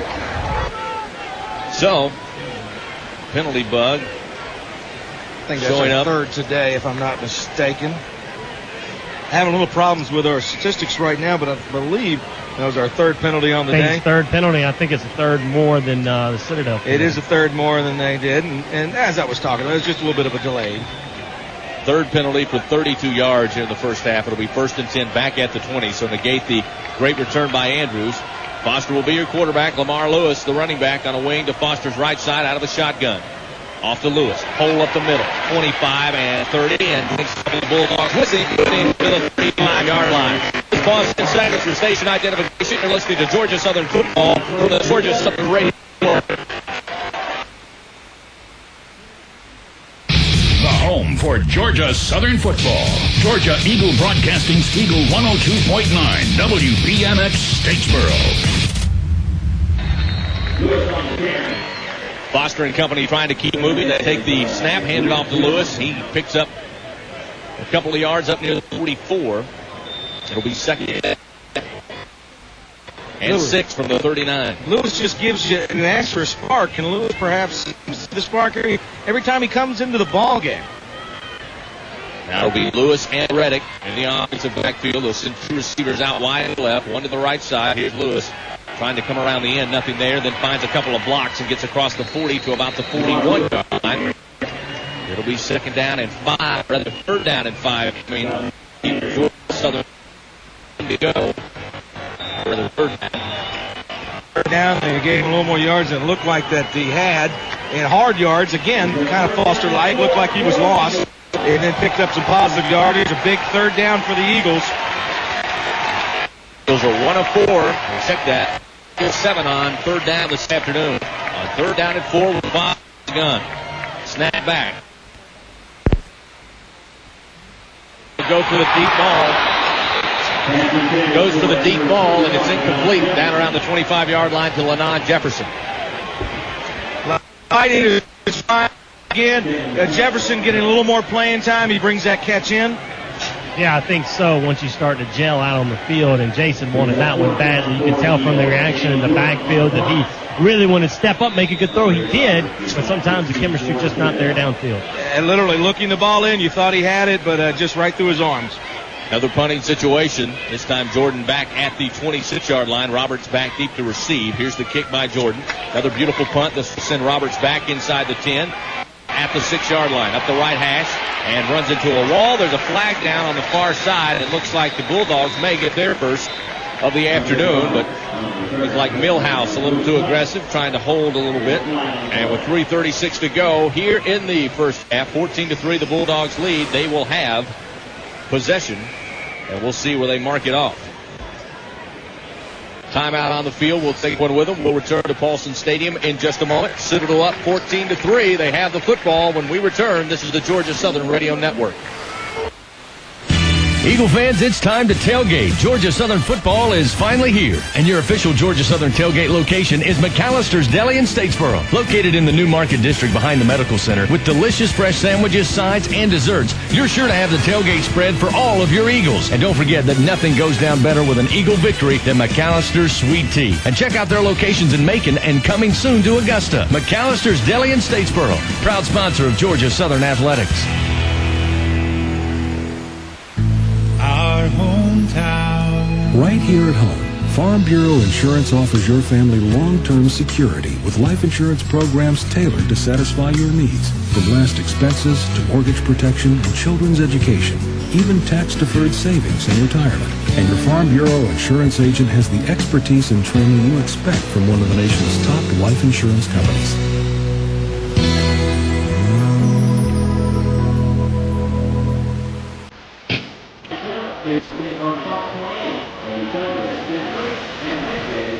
.336 to go here in the first half. Bulldogs lead over the Eagles 14-3 on homecoming here, and the Bulldogs have possession. Holding call on the return team after the bunt by Jordan. Another nice punt. They will start out where the punt really began, at the 6-yard line of the Bulldogs. Lawson and Cooper in the offensive backfield here as they work from the right hash mark. Big play for our defense. Need it. Need it. Higgins in motion right to left. Now he'll head back. Here's the snap to Lawson. Huge hole. He's got some room across the 10 and spilled at the 13-yard line. Pick up of about 7 yards. Harlan Bauer on the stop. Sophomore out of Edison, New Jersey. Bauer plays good recovery as he was going off the right corner. Is able to stand off and realize that it was the design draw. Drop back a little bit, shift over to his left, and able to pick up that shoestring tackle. There, field position, still in a very good situation here. Second down and 3 up at the 13-yard line. It'll be Taylor Cornett and Torrey Cooper in the I formation behind Lawson here with a receiver to each side on 2nd and 3. Option. Pitching it out to Cooper. Had him hemmed up, trying to stretch it wide. He's brought down from behind at the 10-yard line by Harlan Bauer. Nice job by Bauer to stay with it. And a nice play by Covington coming up from the safety position. Taking on a pretty big tight end there in Taylor Cornett, 238 pounds, taking the tight end down, causing him to shift in his running direction, which enabled the Eagles to make the big-time tackle and loss on the play. And finally, Chris, crowd base getting in this ball game with a key third down for the Eagles. 3rd down and 6 after the loss on the option. Working from the left hash, Lawson, empty backfield. He'll spread the field with 3 receivers right, 2 to the left. Now Cooper in motion at the snap. Design run to Lawson. He's free. 10, 15, 20, 25, and brought down at the 27-yard line by Chris Rogers. You can see that one developing from a mile away. They wasn't even trying to hide it, were they, Ryan? No, they weren't, and that's when you spread that personnel to your left and right. It in turn spreads the defense out personnel, and you've got guys like Bauer, like Dakota Walker, very good lateral speed, but when they're going right up the gut like that, that's a tough one to stop. All Lawson needs is a little bit of a seam. He got it there. His legs do the rest. 1st down and 10 at the 32. Ball middle of the field. It's Lawson and Cooper again. Lawson back out of the shotgun. 2 receivers right, 1 to the left. Off to Cooper, and he'll just follow behind his offensive line up to about the 30-yard line. Dakota Walker helping to stuff that line, getting in there and moving from the left side of the defensive front. So it appears that Larry Beard following down on that as well from his other end position, coming down as well. So the bookends making the tackle on that play. Out of the WAC today, Boise State winning last night, 34-21. West Virginia up on Rutgers, 14-0 in the second quarter. 2nd down and 7 from the 30-yard line of the Bulldogs. Again, empty backfield. 2 receivers right, 3 to the left side. This time a design throw and wide open in the flat at the 35 is going to be Haney. Breaks a tackle across midfield and forced out at around the 44-yard line of the Eagles. And that was a wide open receiver. And there again, coming across our linebacker position, our outside web not able to keep up with him as Dakota Walker comes in hard from the end position, doing a good job of getting his hands up, trying to block the quarterback's passing view. But Lawson putting it right where he needed to, and the Bulldogs knocking on the door again. 1 minute, 41 seconds. Defense needs to stop here. The Eagles do get the football back to start the second half after the Citadel decided to take the football after winning the coin toss. 1st and 10 at the Eagle 44-yard line. Lawson, empty backfield, shotgun snap. Back at midfield, looking deep. Across the middle, broken up. Into the air, and picked off by the Eagles. E.J. Webb on the tip drill. Turns it the other way. The 5th interception thrown up by Lawson. Credit Harlan Bauer getting the ball in the air. Dakota Walker coming back from his end position as well, and Chris Covington hitting hard also, and doing it like you mentioned, Ryan, tip drill, ball up in the air. We asked for a key turnover, and we got one. Citadel's not going to give you a whole lot. They're number 1 in turnover margin, so when they give it to you, you better take it, and you better hold on. 1 minute, 33 seconds here. The Eagles trying to build some momentum going into the locker room. They'll send out Billy Lowe to start this drive. He and Chris Teal will be in the offensive backfield as they'll have a receiver to the left, 1 to the right, to snap back to Billy. Looking for Teal out of the backfield. Swing pass. He's got it at the 40 and hops his way up to about the 43-yard line. Pickup of maybe 4 yards. It'll be 2nd down and 6 here for the Eagles. Clock rolling, 1 minute, 18 seconds. Both teams have a timeout, rather have 2 timeouts remaining. So we're under 1 minute 10 here in the second quarter. Lowe again out of a shotgun. 2 receivers left, 2 to the right. Hamilton gives some blocking for Lowe. He'll throw into the flat on the run. Short hops it to Foster at the Bulldog 45. He'd like to have that back, and so would Jason as well. And that is that's the mistake you make sometimes as your quarterback when you're rolling out like that. You still need to figure out how to plant that front foot and get that pass in there. That's a tough throw on the run. You got a defender in your passing lane, always peripheral. How far, how hard, I don't want to tee it up too far. I don't want to get it too low. That's a tough pass. Stops the clock with 1 minute, 1 second remaining here in the second quarter. It'll be 3rd down and 6. Again, very manageable here. And Billy Lowe will stay in at quarterback. It'll be Hamilton and Lewis. Foster out wide to the left side. 1 receiver out wide to the right. Has time, throws to Foster over his head and incomplete.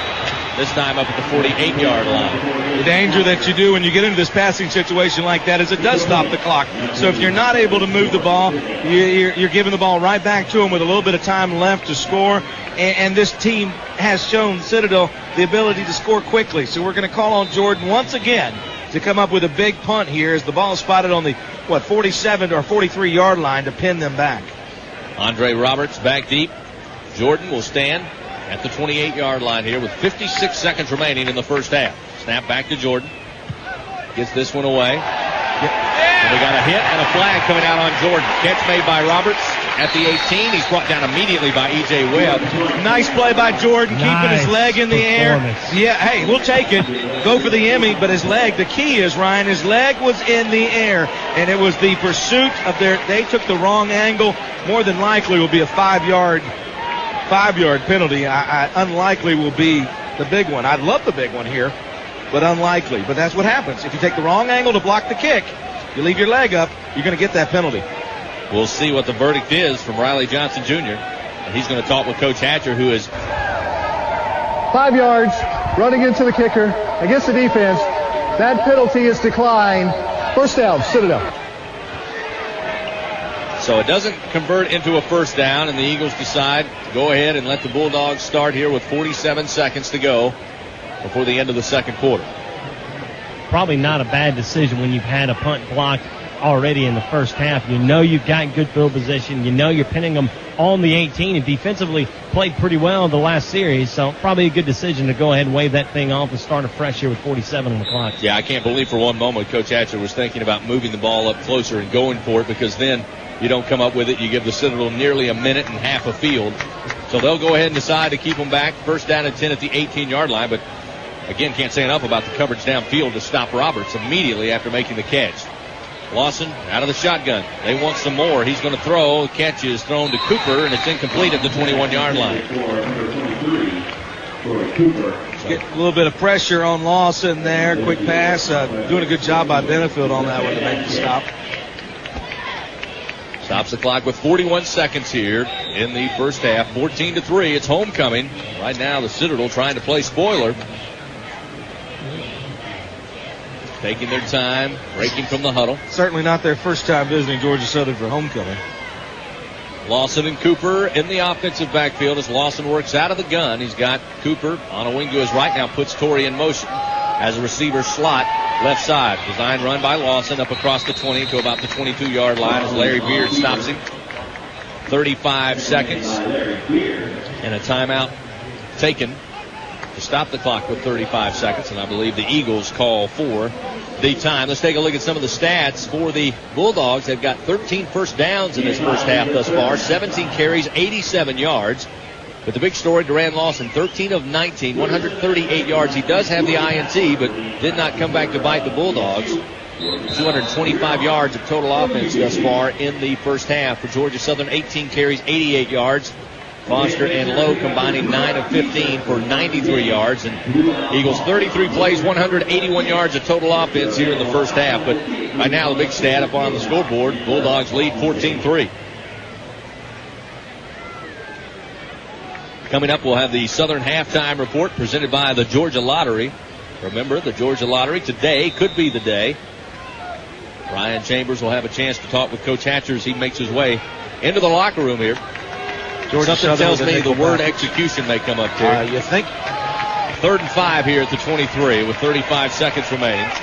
Lawson out of a gun, got Cooper back there with him. He's looking downfield into the flat this time for Higgins. Overthrown at the 30. Lionel McGriffin on coverage that time. Stops the clock with 31 seconds and sets up 4th down and 5. So you have a feeling that Coach Hatcher was calculating taking that time out there and having his defense get a 3rd down stop, and this will give the Eagles one more shot here with 31 seconds. And back to punt will be Mark Casper. Difference in that coverage, Chris. That last time, E.J. Webb's usually trying to keep up with Higgins. This time, because we had the nickel package in there, it was McGriff staying with him, which his speed is able him to do so.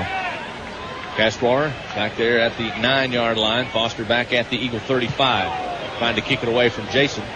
He'll come up and try to field it. Does so at the 45 of the Eagles, and just trying to get up near midfield here with 22 seconds. And Boy, what a heart in Jason Foster. I mean, that was a dangerous punt coming down very quickly, but I think he calculated in his mind, just like his coach on the near side, that if I can pick this on the run, get us to midfield, we may have a shot here with 22 seconds and 1 timeout remaining in our back pocket.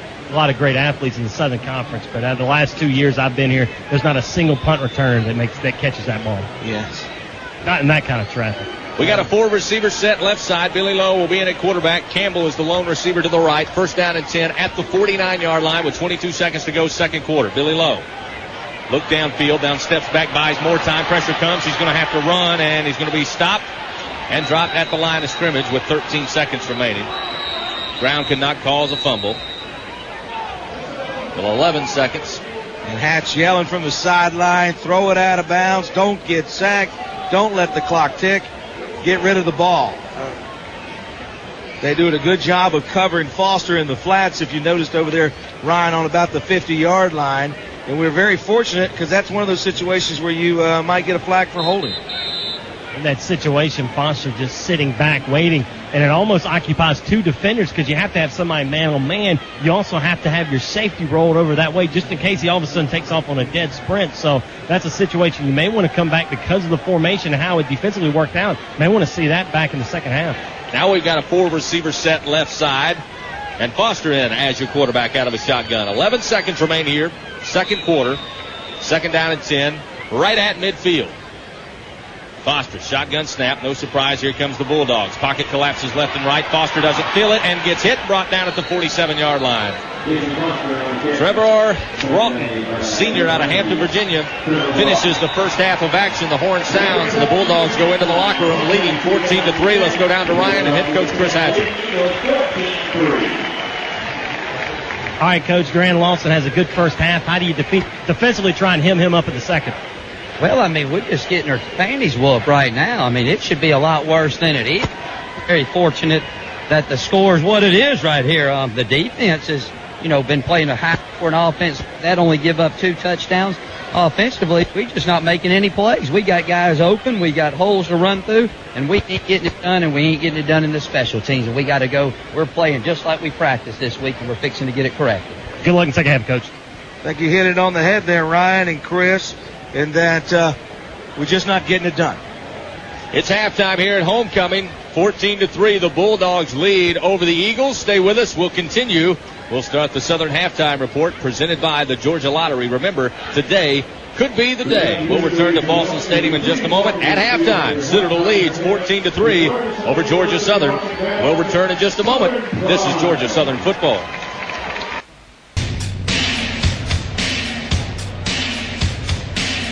Welcome back, everyone, to Allen E. Paulson Stadium, Homecoming 2007. Just about to begin the second half of action. The Bulldogs of Citadel lead 14-3. A scoring update out of the Southern Conference early on in that battle up in Chattanooga. The Mocs on top of the Phoenix early on, 7-0. Your score there. Welcome back, Chris Blair, Terry Arvin, Ryan Chambers, Mike Napier, our producer, Rick Pittman Jr. Citadel won the toss to start the game. They elected to take the football, so the Eagles will take over possession here after Blake Vandiver tees it up, sends it back our way. The Eagles will be attacking right to left on your dial. Time now for the second half kickoff presented by Georgia Farm Bureau Insurance and your Georgia Farm Bureau agent since 1959. Georgia Farm Bureau Insurance has offered farm, home, auto, and light commercial insurance. Contact your Georgia Farm Bureau representative today at Georgia Farm Bureau Insurance. Helping you is what we do best. And Terry, while we have a few moments before the kickoff, certainly looked like a face of determination out of the locker room, especially from the head Eagle, Chris Hatcher, as he made his way back onto the field. Well, let's hope so. We need to take him. If the Citadel's going to play like this today, we need to have a good. We can beat them. If they're their best and we play like we're playing right now, it's going to be a long day. It's about execution, hitting the passes, hitting your blocks, staying with your guys, playing assignment football, and don't do anything stupid. And we're going to be in this game at the end.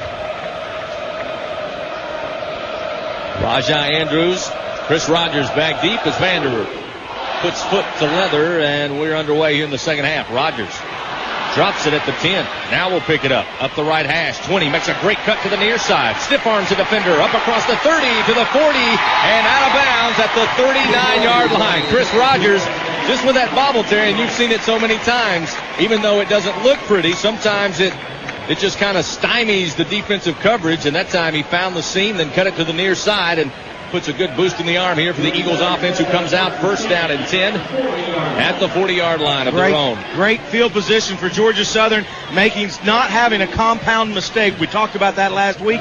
He didn't do it, but what I loved what he did do was he attacked. He went into the wedge and then broke it to the left and did a solid job of running the ball. Andrews and McIntosh wide to each side. It'll be Reddick and Lewis. Lewis will get the call, going right tackle across the 40 up to about the 43. Kendrick Lyles on the stop, senior out of Union, South Carolina, another hotbed of high school football in the Palmetto State. The Union High Yellow Jackets. I like coming out with Lewis. I'd like to see us get Lewis going strong here. It's going to open up a world of offense if we can get Lewis picking up 5 and 6 yards a clip. Andrews wide to the right side. Tim Camp, Mike McIntosh wide to the left. Andrews in motion right to left. Foster out of a shotgun on second down and 7 at the 43. Snap back, screen pass. Andrews, 40, 45, through a wall of blockers and defenders up near midfield. I think they'll spot him right at the 50 stripe. And very close to a First Southern first down. It looks like they're going to spot him just inside the 50 at about the 49. So it'll be third down and about a yard here for the Eagles offense. Just underway, second half, down 14-3 to the Bulldogs of the Citadel. Eagles wasting no time, ready to line things up. It'll be Foster with an overload set here from the left hash mark. Need a yard on third down. Foster, shotgun snap, follows his blockers, gets to midfield. He stood up there, but it looks like we'll get the spot for the First Southern first down. Depends on which line judge gets to use their spot there. The one on our side came in. The ball's a little bit, the nose of it over, and of course we did get it on that play. Good job, good call. There's, we brought in our backup center and put him in a fullback-like position with Reddick to hopefully open up the door. Georgia Southern first downs presented by First Southern National Bank in Statesboro. Proud to support the Georgia Southern Eagles. Visit their main branch on South Main Street in Statesboro and their newest location, the Market District Mortgage Office. Check them out online, first-southern.com. First and 10 at midfield. Foster out of a gun. He's back there with Lamar Lewis. Lamar gets the carry. Going right side now, cuts it upfield inside the 45 and down to about the Bulldogs' 42-yard line. Joshua Lawson in on the stop, but another good first down pickup of about 7 to 8 yards. We'll set up second and short here. They'll say second and 3 with 13:07 to go here in the third quarter. Good blocking by our tight end right there. Charlie Giacomaro doing a great job downfield. Don't throw the ball to the tight end a lot in this offensive set, but nor can I pronounce his name. That's why I leave it up to you. Second down and 3. They'll mark it at the 43 of the Bulldogs. Reddick and Lewis in the offensive backfield. Snap back to Foster. Looking to throw. Now he'll tuck it and run, and he's hit and dropped. Back at the 49-yard line. Andrew Rowell, the middle linebacker, senior out of Opelika, Alabama. He read it all day long, sitting right there in his Mike position, watching Foster. As he saw Foster going to take off, he blitzed right up the gut, and Foster didn't have a chance. 12:27. That'll make it now third and 8 after picking up good yardage on first down on the legs of Lamar Lewis. So now third and long here for the Eagles offense, who on the day 4 of 10 on third down conversions. Foster rolling to his left, throws. This one's a little high. Caught at the 39 by Joe Haney. And it's enough for a First Southern first down. Boy, quick hitting play. Russell Orr and company out there trying to get the fans on their feet after the Eagles convert just their third down of the afternoon. But it's a fresh set of downs. First Southern first down for the Georgia Southern Eagles.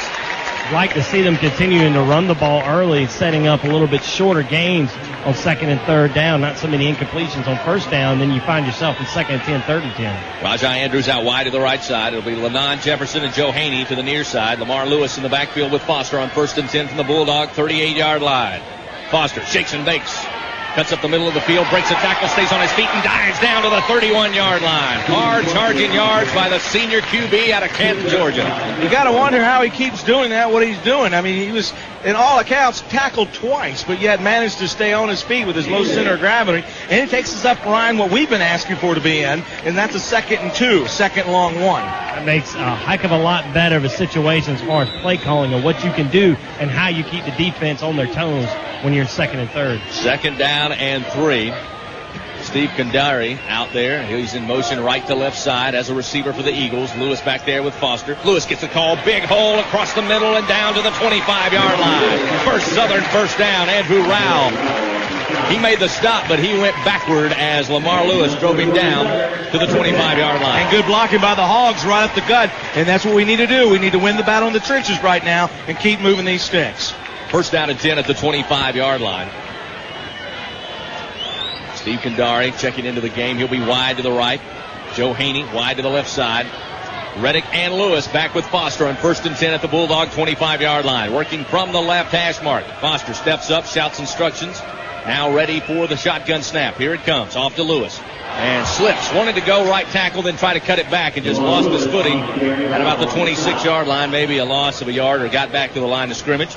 So they'll line it up. 2nd down and 11. They're linebackers. I mean, they really do a great job of scraping off in pursuit. This is so far much like we are seeing out of the Elon defense, underrated defense at this point, playing very well. Irvin Campbell wide to the right. Mike McIntosh wide to the left along with Andrews. Now Raja in motion a little. Throw it out. It's going to be McIntosh. Got room. 25. Splits the seam and inside the 15 down to the 13-yard line. Should be enough for a First Southern first down. Joshua Lawson on the stop. And the Eagles now moving closer to pay dirt here with 10:15 to go in the third quarter, trailing 14-3. It is a First Southern first down. Good blocking out there. Rajai Andrews out there doing a good job getting in the way, helping McIntosh, who we haven't seen a lot of lately due to injury, spring out and get the first down. And there again, now we're knocking at the door as Hamilton comes in to give Lewis a little bit of a break. The big back, junior transfer out of Melbourne, Florida. Back there with Foster on 1st and 10 at the 13-yard line. Jason rolling to his right, looking to throw, flips it out there at the 5-yard line. Irvin Campbell holds it in. Wow. Near another first down stick. They'll be shy, but it'll be 2nd down and short, and an excellent outstretched arms that time by Irvin Campbell. And, you know, you talk about Foster's passing ability. He had a pretty good coverage defensively. Foster put it where it had to be, and Campbell makes a spectacular catch to make it 2nd down and 2 at the Bulldog 5-yard line. Swinging over right hash, quick snap off to Hamilton, steps over a couple of defenders inside the 5, and very close to that first down marker inside the 4. We'll see where they get the spot down here in the left end zone in front of the Bishop Fieldhouse at Allen E. Paulson Stadium. And a situation under center that works so well up in Boone, coming in and out with Billy Lowe. And sometimes, guys, you got to have the time to get in there and start gelling. And Jason Foster just going with the hot hand. Chris Hatcher is right now letting Foster get in a rhythm back there under center. And getting in a rhythm is exactly what we need to do. And right now we're very close to the sticks here, and they had to bring them out to get a measurement. Looks like we have it. First Southern first down for the Eagles. 1st and goal now. Marked at about the 4-yard line. Just inside the 4, trailing 14-3. Very important opening drive of the second half. It'll be first down, goal to goal. Mark it at the 3-yard line from the right hash. Hamilton stays in. Foster in there at your quarterback. Out of the shotgun. Off to Hamilton.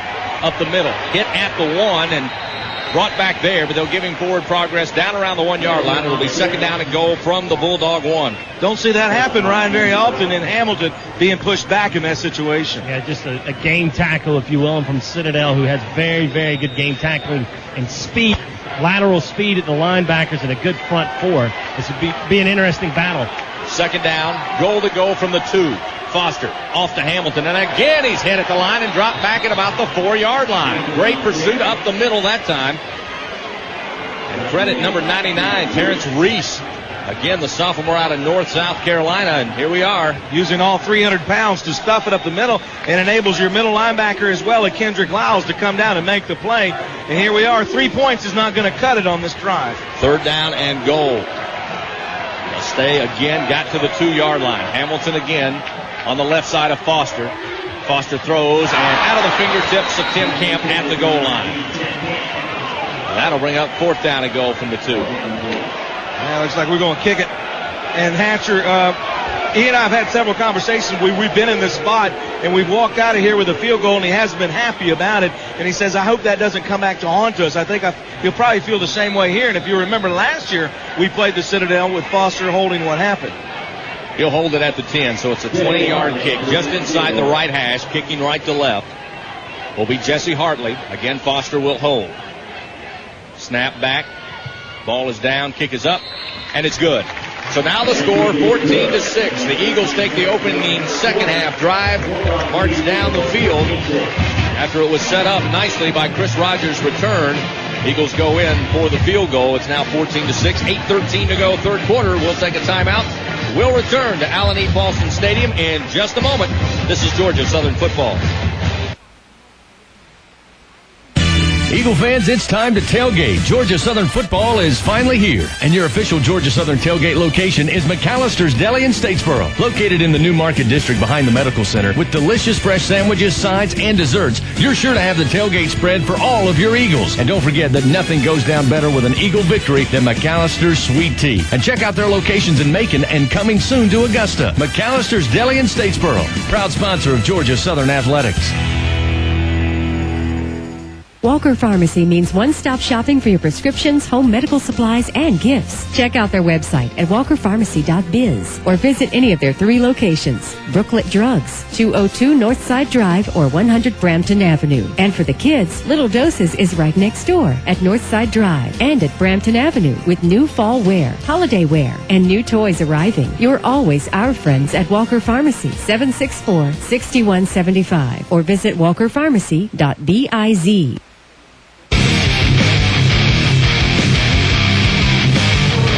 Here at Allen E. Paulson Stadium, 8:13 to go, third quarter. The Eagles get the field goal from 20 yards out. Babcock and Morris scoring recap, 16 plays, the longest on the season for the Eagles. They go 57 yards, 6 minutes and 47 seconds. But again, only able to get 3 points inside the 5-yard line of the Citadel Bulldogs. 14-6 as the Eagles get set to kick it back to the Citadel. That scoring recap brought to you by Babcock and Moore. Check out their spectacular savings going on now. 2 locations to serve you, Swainsboro and Statesboro. Citadel not known for their defense, but I will give them this. The combination of their good defensive plays and our offense not able to get in a rhythm until that last drive makes them look like a totally different defensive team. So Hartley will get set to kick it away, right to left, back to the Citadel Bulldogs. Jernigan and Andre Roberts back deep. And they try the onside kick right up the middle of the field. Hartley's got it! The Eagles have it! Awesome play. 42-yard line. Hartley just goes up, kind of touches it. It rolls end over end, and Hartley comes up with it. The junior out of Tallahassee has the Eagles on the onside kick. Georgia Southern football. He kicked it. He recovered it. Exactly the way you practice. You draw it up. What a great play by Hartley, and what he was able to do was to hold on to the ball and not getting it ripped out of his arms. Fortunately, the referee was right there, saw that we had it, enabled them not to pull out of his hands. The other thing, Ryan, is we didn't touch the ball too soon. And it was a fight down there. He actually, I think, grabbed it in a 2-man little shove match down. That is a great call and a great play, and it might turn the tide. First down and 10 at the 41-yard line of the Eagles. Foster, Reddick, and Lewis in the backfield. We got receivers, 1 to each side as Foster looks. He sits, and the pass didn't make it. Tipped. It was going to McIntosh, who was given a cushion there of about 12 yards. Andrew Rao got his fingertips on it. Otherwise, McIntosh had a good, easy 6-7-yard pickup. That was a good play to come back to, too. I like that play. Go back on what you were talking about. We didn't touch the ball too soon. A lot of times you see a great play like that, and we touch it too early, and we didn't do that here. Great play by the Special Forces. Second down and 10 at the 41 of the Eagles. 2 receivers left, 1 to the right. Now Andrews in motion left to right side as Foster works out of a shotgun on second down and 10. Quick screen, got it out there to Andrews, but again smothered up immediately. It's got to Campbell, and the Bulldogs knew that one. It'll be a loss of about 2.5 yards, maybe 2 yards on that play with 7:55 to go, and just like that we're looking at third down and 12. Be a shame if we can't get something out of this drive coming off of that great play by your special teams, Ryan. It certainly would, because momentum is so critical here in a close ball game. When you have a one-possession ball game and you haven't played as well as you can, and you're probably getting beat worse than the score indicates, that momentum's a very critical thing. Campbell and Andrews wide to the right.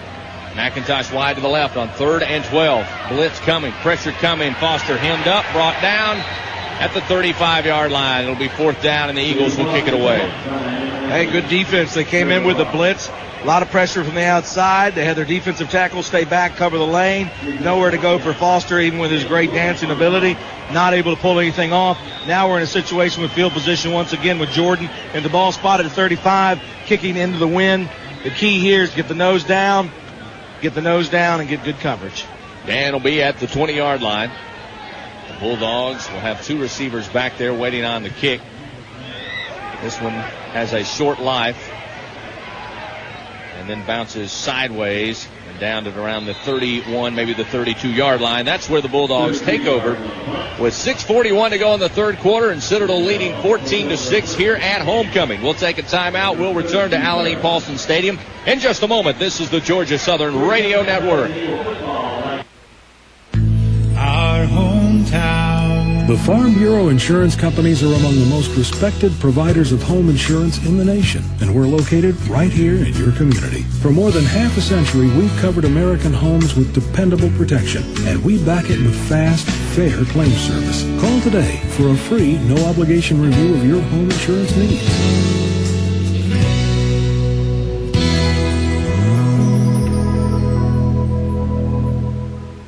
That time of year for Eagle football, and fans, you can show your Eagle pride each and every day with one visit to the University Store, your one-stop shop for all things Southern. A great selection of game gear from Nike, Under Armour, Ashworth, Cutter & Buck, just to name a few. Everything for your home, car, office, mom, dad, and the Little Eagles. Don't forget game day parking at their campus location with a shuttle to Paulson Stadium. The University Store. Visit their on-campus location, game day store at Paulson, and online anytime at gsustore.com. The University Store, your one-stop shop for all things Southern. 14-6, Citadel leads over Georgia Southern. Let's pause 10 seconds for station identification. You're listening to Georgia Southern football from the Georgia Southern Radio Network.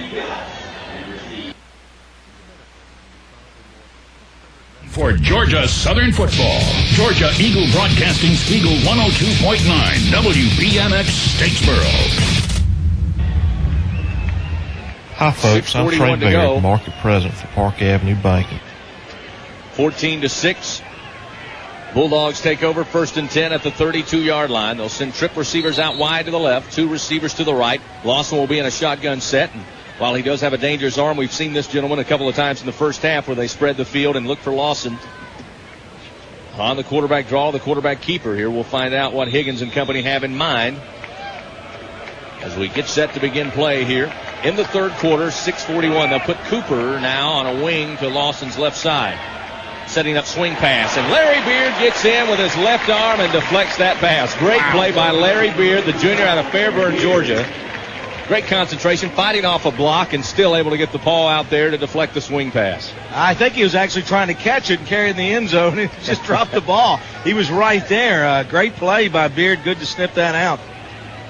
And Beard's somebody we haven't heard a lot of today, so it's good to have him out there turning it up a little bit. Guys, you know I'm not much of an intangible emotion guy, but it is awful quiet in here. It really is. It was louder in Locos Thursday night at the coaches show than it's been in the stadium today. 2nd down at 10 at the 32. Working from the right hash, attacking left to right. Cooper deep in the hole at tailback. Setting up option. No surprise. Here's the pitch. Cooper, 35, and mugged out of bounds. A late flag, and my goodness. Oh, my goodness, my goodness. You need to go back to high school. That is nowhere near a late hit. That is two guys making a play, and Cooper trying to get out of bounds, but actually was forced out of bounds when we got the late hit call. But well, that's what it. We'll see. The flag came in well after the play was over, so we'll hold the phone and check it out with 6:32 to go. We'll hear from our referee. Well, when you're hitting before the whistle's out, even if it is on the sideline, he wasn't out of bounds. Boy, that's a tough one if that goes against us. That's a heartbreaker there. Yeah, Coach Hatcher not happy with that at all. Yeah. Right in front of him on the near sideline. Yeah. There's no foul for late hit out of bounds. Thank you. The receiver's foot was inside the white line. Harry, he didn't want to go back to high school. He didn't want to go back to high school officiating. I appreciate that. It gets so frustrating sometimes you see that, but give credit where credit's due. They caught it, and they reversed it. Thank you. Good job by the officials. 6:32 to go was the right call. Bang, bang play, but it was the right call. Here is a third down, or rather second down. Nope, third down. 3rd and 7 at the 35. Lawson out of a gun. Two receivers left, one to the right. Give it off Cooper. Misdirection. A lot of room. Good blocks to the 40, 43. Breaks a tackle across the 45 and hit out of bounds at the 47-yard line. It's a 1st and 10 for the Bulldogs. And we got a Bulldog loose over here on the near sideline as Taylor Cornett. I don't know where he was on the field, but he was down here near Ryan on the end of the sideline. Helmet goes flying. Carson Hill takes off on a sprint to grab it, then thinks other, Well, and Carson you don't go into sit down. And you don't go into your opponent's sideline pushing and shoving either. Not a very wise move, and I would imagine his coach would remind him not to do that as well. But they pick up the first down, 1st and 10 at the 47-yard line. They'll switch personnel. Cornett lines up with 3 receivers right, 1 to the left, Lawson and Cooper in the backfield. Here's just the pitch. Coming near side is going to be Cooper to the Eagle 45 and knocked out of bounds. And now the Citadel showing what they have in mind, and that is keeping it on the ground here with 6:21 in a tight game leading 14-6. But they're picking up 5-6 yards a clip as Quentin Taylor on the stop defensively. Neither team showing the dynamic offense and the powerful offense that they've been known for this year. Both teams scoring in line. Both teams putting a lot of yardage on the boards as well. Not showing it today. 2nd down and 3 after the 7-yard pickup on the sweep toss right side. Lawson empty backfield, trips to the left, 2 receivers right. 2nd and 3 from the Eagle 45. Lawson with time, throwing over the middle, got a receiver there, and it's incomplete. Looking for Andre Roberts at the 25-yard line. Chris Rogers laying low, and it was almost like he felt he was going to get hit if he tried to make that catch. He was looking for Roberts, Terry, and Roberts was looking for Rogers. Yeah, and I almost wish one of them were actually looking for the ball. It might have made the INT on that play versus trying to get a highlight hit for film. So the defense will try to get the crowd back up. 3rd down and 3.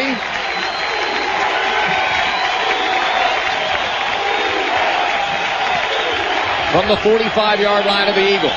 2 receivers left, 2 receivers right, Lawson and Cooper in the backfield. Looking for the quick fire, and it's going to be incomplete at the 40-yard line. Brandon Jackson, great breakup, looking for Andre Roberts, and perfect timing by Jackson. The junior out of Fort Lauderdale with a great play, forces 4th and short, and we'll see if the Bulldogs decide to kick it away. As Kaspar will come onto the field, the punter for the Bulldogs. He had one step on Jackson there. Quarterback delivered it perfectly. Jackson, knowing they'd been beat a little bit, went hard and was able to break it up. Good play by Jackson. Back deep will be Jason Foster. Stands at the Eagle 10-yard line with 6:11 to go, 3rd quarter, 14-6. Citadel leads. High kick. Fair catch called for. Foster at the 12. Hauls it in. The Eagles take over 1st down and 10 at the 12-yard line. With 6:05 to go here in the 3rd quarter of action. Portions of today's game presented by Custom Marine in Statesboro. Check out the all-new line of Pioneer boats here at the Bishop Fieldhouse for each and every home game this season at Georgia Southern University. Stop by and see the staff at Custom Marine in Statesboro, proud sponsor of Georgia Southern football. Chance to pick up some great deals on last year's remaining models. The new 08 models arriving every day at Custom Marine in Statesboro. Go by and see Will Massey and the staff today, proud supporters of Georgia Southern Athletics. And when you talk about them, you get closer and closer to the purchase. I can hear it in your voice. He wants one. You ought to see him when we're traveling and one passes us by being dragged behind. Does he start getting the shakes? You can tell. At halftime, Chris, he lets me sneak out of here at halftime. And a lot of the, not only a lot of alumni back here, but a lot of alumni who played football at Georgia Southern here. Getting to see Carl Miller, Night Train Miller out there, Monty Sharp, getting to see a lot of the folks that played ball. Of course, Darrell Hopkins lives here, and Tim Durden. But to see a lot of the guys come back, and Ryan, your favorite punter, Don Norton was down there as well. Eagles come out 1st down and 10 at the 13-yard line. Lamar Lewis, Dusty Reddick back there with Jason Foster, senior out of Canton, Georgia. Leading rusher in the Southern Conference, but so far in this game, just 36 yards on the ground for Jason. Yeah, this defense for the Citadel has really done a good job. And like I said earlier, it's a combination of we're not executing, and they're playing well on defense. Good speed, good pursuit. They're staying in their lanes, doing a good job of mirroring Foster. And we need to execute, hit our open man when they're there, hit our holes. I'd like to see a little more out of Lewis on this drive, as we've seen him spark us on that 16-play drive that netted 3 points for us. Cornerbacks again for the Citadel as we wait for the television to rejoin us here in Statesboro. They're still giving about now they'll come up man up here. They were showing a little cushion Now they come up. First down play to Lewis. Up across the 15 to about the 16, 17-yard line for Lamar.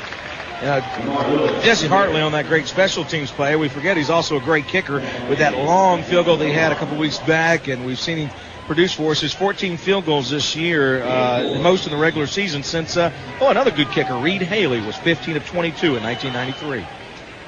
Second down and 6 after the 4-yard pickup by Lewis. Andrews in motion right to left. Foster throws to Andrews near side. Needs to get some room. Gets it to the line of scrimmage, and that's about it. On the quick screen near side, it's Kendrick Lyles again covering it up quickly for the Bulldog defense. We're under 5.5 minutes to go here in the third quarter of action. Speaking of homecoming, Terry, I imagine you had a chance to see some of the former players as you drive around on Eagle One. Oh, yeah. I'll tell you more about Eagle One and after we hopefully pick up this first down in just a minute. Third down and 6. Again, the Eagles 5 of 13 on third down conversions today. This one at the 17-yard line. Trailing 14-6. Foster going back. Has time. Nothing there. He'll try to run it. Gets away from one tackler. Up across the 20 to the 21-yard line. He'll be shy of the first down by a couple of yards. But when nothing was open downfield, Jason tucks it and runs. But position of the ball on the field at this point, no question. Dan Jordan comes back out. Able to punt this away and try to change this game of field position, as Citadel very happy with holding the Eagles right around the 20-yard line on that drive. 4:30 and counting, third quarter. 14-6 is your score. Jordan stands back at the 6-yard line.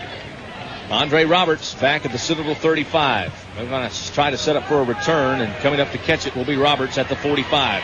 Now backpedals, trying to find a seam, and he's going to be stopped at the 47-yard line, maybe up to the 48 of the Bulldogs. So it'll be first down and 10 Citadel here with 4:12 to go in the third quarter of action. The last thing we need is for Citadel to be starting their drives at midfield. And certainly we need to come up big here with a turnover for this defense and not allow the Bulldogs to put any points on the board, as neither team, as we mentioned, showing a lot of excitement to their fan base from the offensive side of the ball. And definitely need this defense to step up big here now. Well, Ryan, it goes without saying, we had an onside kick and just the 5th interception of the year by the Citadel, and both occasions unable to make hay. Got to take advantage. First down and 10 at the 48 of the Bulldogs. Under center is Lawson. Torrey Cooper deep in the hole is running back, a receiver to each side. They'll play action to Cooper.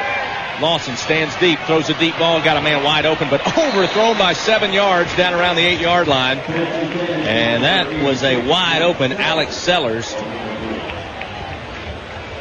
Just a mix-up in the secondary. Chris Rogers turns outward toward his right, where he probably should have taken the 45-degree angle and taken back to his left. He was wide open. That's a big frame going down the seam route. 6'5", I'm imagining, without a roster handy. Probably the furthest he's ever run, but he was wide open, and it certainly was a breakdown in coverage. And not only breakdown in coverage, but no pressure on the quarterback. He had a lot of time to make that play. What an eye on the sideline. Sellers stands 6'5". Second and 10 at the 48. Here's the sweep again. Right side is Cooper, and this time not much room. He stopped shy of the 50. Oh, there it is. Chris Rogers. You knew it was late hit right there at the end. Little John going back and forth. Big lineman coming in. Covington hits him a little bit late. Flag comes down. What was a very much controlled play, and now will be a personal foul against Georgia Southern. It was out of bounds. Late hit. Number 28 against the defense. 15 yards will be tacked on to the end of the run, and an automatic first down. Well, that's not the way you turn it around at this point. We're certainly giving them a lot of room right here, and we're asking our defense to step up big, and now it's time not to. We talked about Ryan compound mistakes. That was a mistake, clearly. Now they're sitting with the ball, first and 10 ball on our own 35-yard line. So the infraction be the 4th penalty of the day on the Eagles, but it's first and 10 at the 35. 2 receivers left, 1 to the right. Lawson out of a gun. Bauer showing a blitz. They block him. Lawson on the run inside the 35 to about the 33-yard line as Quentin Taylor pushes him out on the near side, and we're under 4 minutes to play here. Clock stops 3:57, and the Bulldogs lead 14-6. Last check, we had Elon and Chattanooga knotted up at 7. You give Coach Ashley Anders and the defense a little credit. They are getting better at stopping this design run that skids right off the offensive tackles. That time, Wiggins stays kind of at home, able to kind of wrap him up along with the middle linebacker, Quentin Taylor. Second down and 8 on the 2-yard pickup. 2 receivers left, 1 to the right. Lawson and Cooper in the backfield. Now they've got Higgins in motion, lining up as an H-back, left side of Lawson. Give it off Cooper. Goes left, nothing there, and then pulled down and hauled down by Brandon Daniel. Got a yard, maybe that's all. Covington now checks back into the lineup after probably having a word with the coaching staff near side, as Lionel McGriff also checks in. Harlan Bauer will check out. And on this 3rd down and 7, we may see the nickel package here by the Eagles with 3:33 to go. And watch for the Bulldogs to come back with that crossing pattern that they like to do. Coming right across the linebackers, and hopefully McGriff will be able to stay with him across there. That Higgins is the one I'm particularly talking about. Higgins, one of the receivers, lined up to the left side. Trips to the left, 2 receivers right. Lawson, empty backfield. Looking for the quick fire. He's got a man open, caught at the 25, near side and inside the 20 to about the 17-yard line. First down and 10, Citadel Bulldogs. Joshua Haney, the junior out of Fairburn, Georgia, out of Sandy Creek, hauls it in for the first down. In that particular, and we were up in man on our nickel package, playing him tighter. Safety giving about 18 yards cushion to that. It was just a quick turnaround, give him the ball, and he had enough for the first down, and their drive stays alive. Inside the red zone now. On the afternoon, they've been 2 of 2 with touchdowns inside the Eagle red zone. 2 receivers left. 1 receiver right, tied in on the right side as Higgins in motion, sets up as an H-back left side. Late motion after the snap was about to be made, and the play will be stopped and flags come flying out as Higgins tried to come from the left slot to line up as a running back, and then a little more jogging before the snap came through. Don't know if we had multiple. Number 17, 5-yard penalty, remains first down. The second penalty on the day called against Citadel. Georgia Southern 4 for 40 yards. Now the Phoenix of Elon up 14-7 over Chattanooga early on in the second quarter of action. At the half, Mississippi State leading Kentucky 14-7. West Virginia out in front of Rutgers 17-3 in the third. First down 15. Back at the 24-yard line of the Eagles. They fake the sweep left side. Lawson going to keep it near side. Got the block he needed down around the 16-yard line.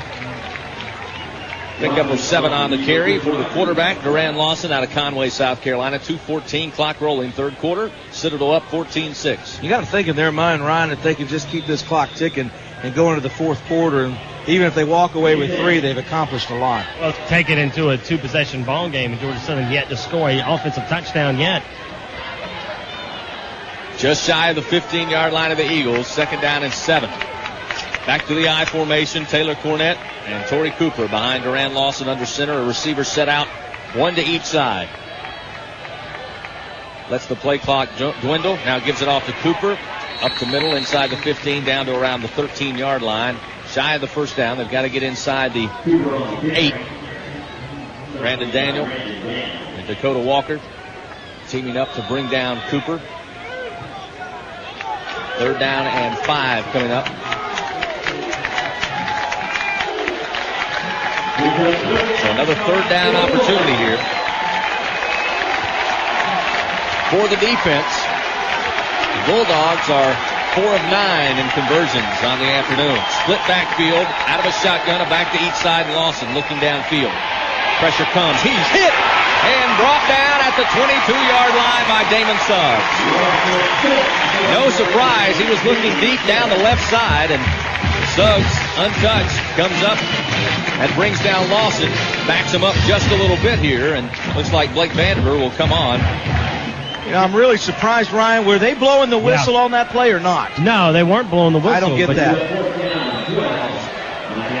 So Vanderbilt will try a 37-yarder. Hash mark right, left to right. Little wind that is back here. Final play of the third quarter. Low snap. The kick, though, is up. Got the distance, and this one is good.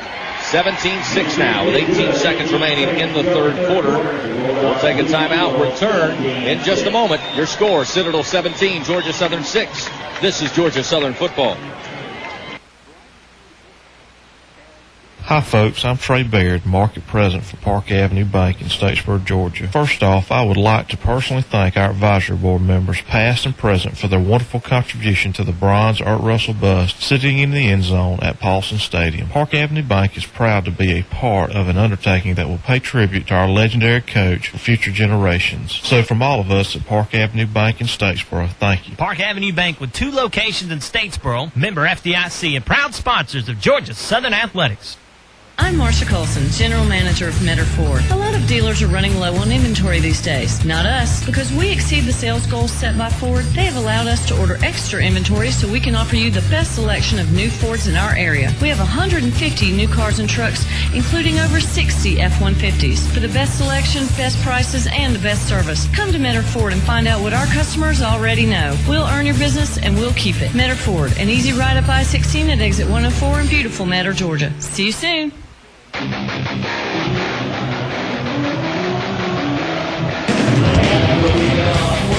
seconds remain in the third quarter. We stand corrected. It's been Mike Adams, place kicking for the Citadel, and he's the one that connects on the field goal to put the Bulldogs up 17-6.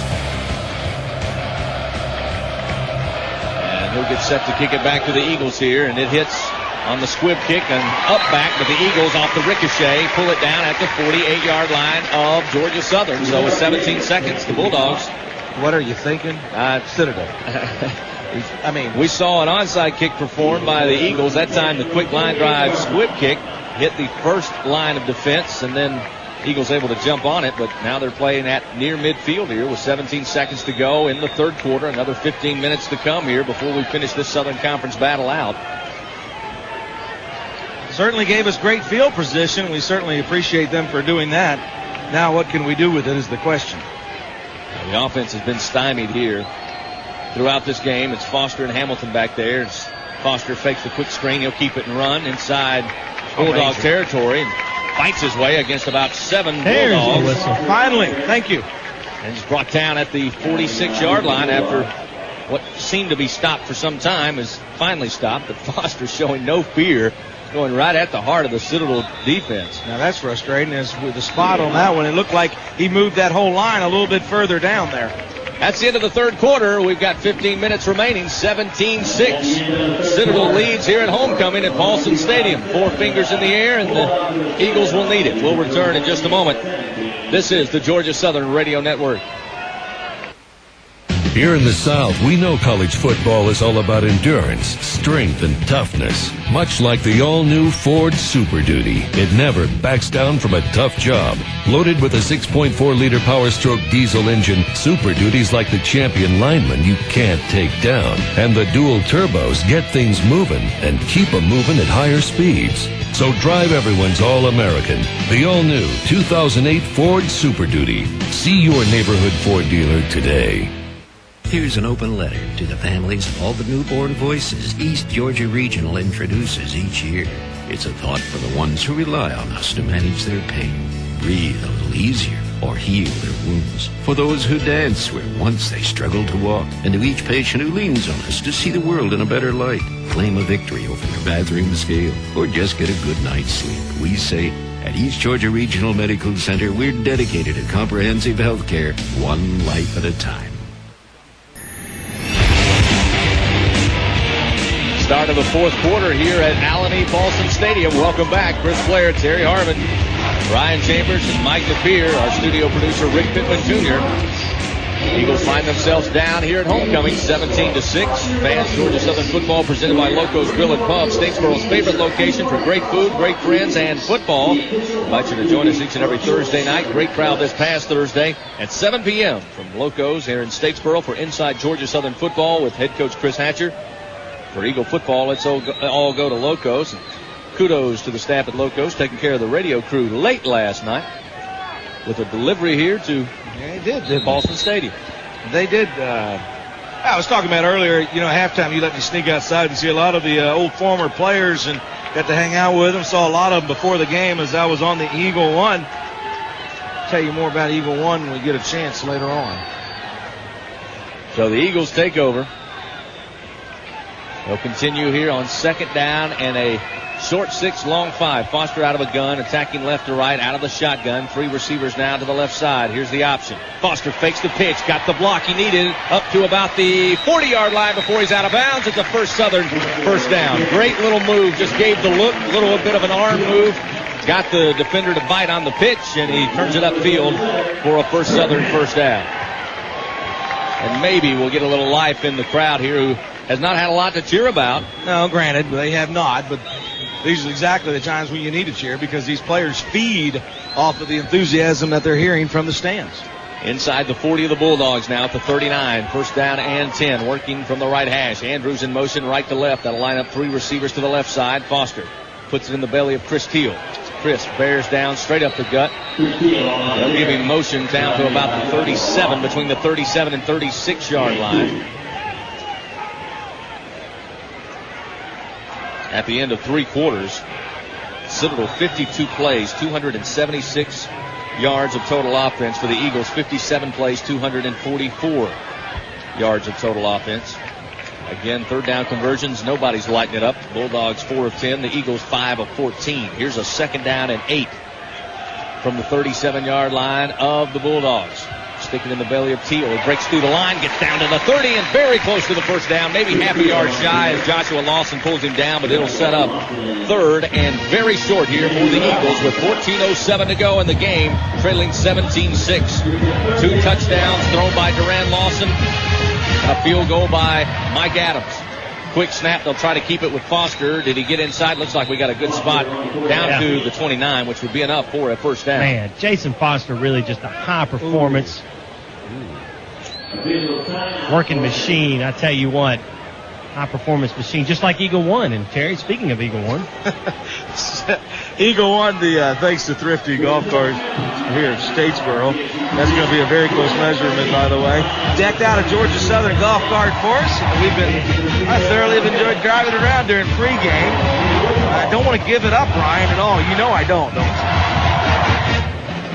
Got to see how they stretch these chains. Just shy. You have to think we have to go for it here. Don't like that spot, of course. You wouldn't expect me to. But the golf cart, we've had a lot of people asking where they can have one. I know I have to give it up, but I certainly don't want to. So we've decided to open up and put it up for sale. And our first bid came in today. Tim Durden, former Georgia Southern player, has offered $7,500 for it. I'll tell you more about that in a minute. Fourth down and just a football shy of the first down as Foster will work out of a shotgun. Chris Teal will be back there on the wing to his right. Eagles going for it on fourth down. Their first fourth down attempt on the afternoon. One of the leading teams in the nation on fourth down. Foster keeps it, follows the big left guard, and he's in for a First Southern first down. Kind of hard to mess that spot up, isn't it? That'll slam it for you for a first down and move the chains. So a fresh set of downs here with 13:42 and the clock moving here at Paulson Stadium, trailing the Bulldogs 17-6. Again, last check up in Chattanooga, the Phoenix leading over the Mocs 14-7. That one early on in the second quarter of action. Timeout called quickly by the officials as they get together to talk a little bit. Set the game clock to 13:40 and start both clocks on my signal. Thank you. So we'll get 4 more seconds up on the board there. We'll need them. So they make the adjustment. Foster will line the troops up. 1 receiver, 2 each side. Rajah Andrews wide to the right. Mike Hamilton in there as your running back. Along the right hip of Jason Foster. Design run, trying to find the hole. Foster inside the 25 and spins down to about the 18-yard line, maybe the 17-yard line. Very close to another First Southern first down. Foster keeps it, spins. Looked like it had his face mask. Apparently not, but he's able to spin. It looks like he's enough for the first down, or he's going to be awfully close to it once again. But regardless, we keep coming close to moving the chains. But as I was talking about the golf cart, Ryan, and I appreciate y'all for making that happen, the proceeds from the golf cart are going to go to the EFAA, which is the Eagle Football Alumni Assistant Organization Association through the Southern Boosters, and it's for the Lettermans of Georgia Southern University. and it goes to things like scholarships, the Irk Russell bus, and also for bereavement and whatever, but it's for the Georgia Southern alumni, the letterman of the Georgia Southern football program, if we do get the first down. So looking forward, appreciate Tim Durden and that crew for putting it all together, but the bids have started at $7,500, and hopefully we'll get more off of that and generate a lot of money for a great cause. On that fourth down conversion a couple of plays ago, Georgia Southern first in the Southern Conference and second in the nation on fourth down conversions, but they get the first down this time and are inside the Bulldog red zone. Eagles still looking for their first offensive touchdown of the afternoon. Foster out of a gun. One receiver to each side to give it off to Hamilton, right up the middle inside the 15. I think they're going to spot him down just inside the 15, depending on which side of the field they place the spot. We've got a left spot outside of the 15. We've got a right spot inside the 15. They're going to mark it just left of the 15-yard line. 12:52, clock rolling here, 17-6 your score.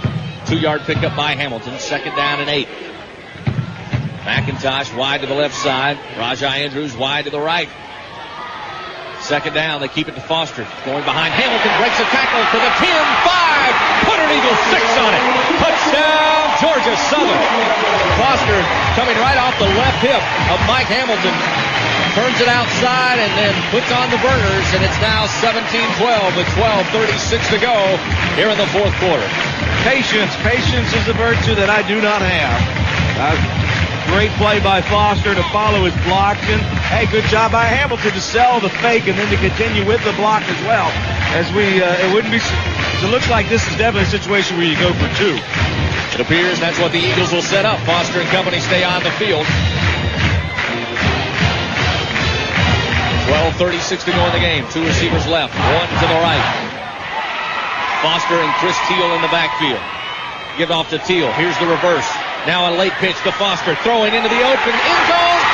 Give him 2 points, Rajai Andrews. Oh, yeah, that'll get the crowd on their feet. I've been waiting for that play all year. You guys have been watching that at practice, haven't you? How have you kept that play from me? How have you kept that play from me? That was beautiful. 2 points on the board. It's now a field goal that separates the Bulldogs and the Eagles. 17-14 your score. And the Eagles bring the crowd to life. 12:36 to go. We'll take a timeout. We'll return. This is Georgia Southern football. At Trapnell Chrysler Dodge and Jeep, the idea is simple. We want to put you in a quality ride at a price you can afford. It's just that simple. You don't have to go far for your next automobile. Check out South Georgia's leader in inventory, from the Chrysler Pacifica, the luxurious 300, a full line of Jeep SUVs from the classic Wrangler, the Jeep Cherokee to the fully loaded, all-new, beautiful Jeep Commander. You got to check it out. And, of course, a beautiful line of Hemi-loaded Dodge Rams. Regardless of credit, we'll get you financed. More importantly, we'll help you rebuild that credit. Trapnell Chrysler Dodge and Jeep, 301 South in Statesboro.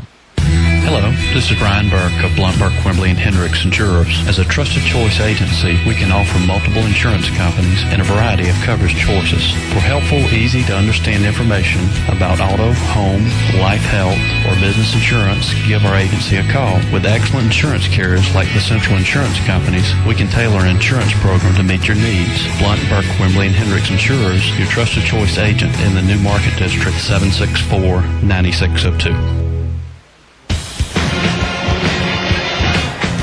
Back at Allen E. Paulson Stadium, 12:36 to go in the game. The Eagles right back in it now, 17-14. And how big was that decision by the Citadel to make the swift kick and get the Eagles to short field on the drive? 9 plays, 52 yards, 2 minutes, 42 seconds. Foster gets in around the left end for the touchdown. Then they do a little trickery on the 2-point conversion. Handoff to Teal. On the reverse to Tim Camp. Flips the option pitch back to Foster, and the Bulldogs bit hook, line, and sinker. Rajai Andrews wide open, back right corner of the end zone. 2 points, 17-14 now, and Hartley will kick it back to the Bulldogs. Did I tell you we're in the playoffs right now? If there was ever a time for the crowd to stay up on its feet, if the crowd is listening right now, tap the guy or the girl beside you. If you have a cell phone, if somebody's sitting in the crowd, call them, get them on their feet. It's going to be a big, big drive, and they're going to certainly need all 20,000 behind them. Defense now can breathe off of the good performance by the offense. Really the best offensive drive. That's the biggest understatement of the afternoon. for the Eagles, but they go for it on fourth down, get the fourth down conversion. As we mentioned, they're first in the Southern Conference, second in the nation. Keep the drive alive. Foster gets in. Andrews adds 2 points.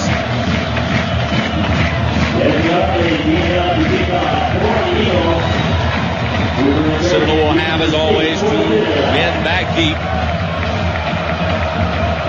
Andre Roberts and Torrey Cooper. Hartley gets his troops ready. Here's the approach and the kick. High kick, but not too deep. We filled it about the 7-yard line by Jernigan. Up the right side, a block clearly thrown in the back. No flag, but up to the 24-yard line is Jernigan. That's where the Bulldogs take over. Yes, Tim's pleading with the line judge, who was busy getting a drink on the sideline, or checking the scores for the other games apparently. But obviously not seeing that. Everybody else saw it, but he didn't. Hey, they call me color for a reason, Ryan. There you go. It's time for this defense and time for the fans, Ryan. They must have been listening to you because they've turned it up a notch. So the defense will line up in the Georgia Southern blue to face the powder blue of the Bulldogs. First and 10 at the 24, working from the right hash. Lawson taking a long time. Will keep it. Gets around the left end and up to about the 30-yard line as Quentin Taylor gets him down. We need to come down hard on him like they were doing with Foster, with the outside linebacker sitting home and waiting for him. And that's maybe what we need to do here. But what Austin's going to be able to maybe lull us into sleep on that one is it's going to open his passing game up by him being effective right there. 2nd and 3, 2nd and a long 3, close to 4. Certainly opens up the passing game for the Citadels. We're now in a nickel package. 2nd down and 4, just beyond the 30-yard line of the Bulldogs. They'll send 3 receivers out, wide to the right, 2 to the left. Empty backfield, Lawson design run. Got a lot of room. Steps away from one defender across the 35 and up to the 40-yard line. 1st down and 10 for the Citadel Bulldogs. On the legs of Duran Lawson, right behind his offensive front. Damon Suggs makes the stop. We're under 12 minutes to play in the game, and the Bulldogs now starting to move again on offense. It'll be 1st down and 10 right at the Bulldog 40-yard line. I know a lot of people like to talk about Armani Edwards, but I'm going to tell you, this guy right here is extremely special player. Eagles on the afternoon now, 291 yards of total offense. The Bulldogs after that play, 283. 1st down and 10 at the 40. 2 receivers right, 2 to the left. Lawson on the option, pitch out. It's going to go to Cooper, right side. 40, 45, and up to midfield near another Citadel Bulldog. 1st down. That's the way you answer the crowd. That's the way you quiet them. Come right back. Move the ball and move the chains, and that's what Citadel is doing. Their fans still staying in this ball game as well. This defense needs to come up with an answer, and they need to come up with one now. 11:15, clock moving. Thought he got out of bounds there, but the clock continues to roll. 17-14. 1st and 10 at the 49 of the Eagles. Higgins in motion left to right. Will line up as a back. Snap is back. Lawson off to Cooper. Coming near side. Gets away. 45 and brought down at the 43-yard line by Brandon Jackson and Harlan Bauer. Another good pickup on 1st down. Set it up 2nd down and 4 for the Bulldog offense here with 10:40 clock rolling and a 17-14 Bulldog lead.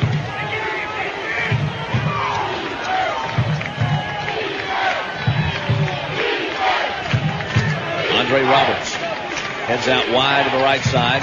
Tamar Jernigan wide to the left. Cooper and Burnett in the I formation behind Lawson. Eagles sneaking up on defense. Here's the option. Pitch to Cooper, right side. Got the block he needed from Cornett to the 35 and down at the 30-yard line. 1st down and 10 for the Bulldogs. Damon Suggs again on the tackle. And the Bulldogs, as you said, Terry, Eagles got the crowd back in it. The Bulldogs take the kickoff, and now they're ripping off 7, 8, 9 yards on the ground. You got to remember, this team's not intimidated by too many people. I mean, they played some great teams this year already and played them well. Jernigan wide to the right. Now personnel changes as they'll send 3 receivers to the right side. 1 receiver to the left is Andre Roberts. Cooper and Lawson coming to the left side. A lot of room for Lawson. 25 and brought down at the 19-yard line. Enough for a Citadel first down inside the red zone once again for the Bulldogs. Chris Rogers in on the stop. Great play calling by their offensive coordinator. Overload the right side, bring Lawson with his jets to the left. I mean, great play. You keep the ball on the ground. Don't make any mistakes. Don't throw it up in the air unless it's wide open. And right now you're seeing a defense starting to walk around a little bit too much with their hands on their hips. And right now they got to figure out a way to stop this team and play inspired defense. Back to an I formation. You got to find a way. Taylor Cornett, Torrey Cooper dots the I behind Lawson under center. 2 receivers right, 1 to the left. Pitch coming. Cooper nowhere to go. Hit. Rogers brings him down at the 24-yard line. Great play by Chris Rogers. Cooper coming to his left side and trying to stop, turn, and go back. But before he could make any kind of acceleration, Chris Rogers is there to stop the play. We're under 10 minutes. In fact, we're closing in on under 9 minutes to go in the game. 17-14, Citadel leading. Stop. The clock's certainly not on our side right now. Brings up a second long. And again, you have to think Lawson's going to keep the ball, maybe drop back to Zoe to pass, and maybe try to get some running room. Now we just need to stay in our lanes and play smart. Higgins and Jernigan wide to the right. Lawson out of a gun. He's got Roberts to the left side. Terry Cooper in the backfield. Here's the design run. Gets to the 20. Still on his feet. Breaks a tackle inside the 15 and brought down at the 11-yard line by Chris Covington. Short of the first down, but they're going to have a close and very manageable third down coming up. About third and, say, a short 3, long 2.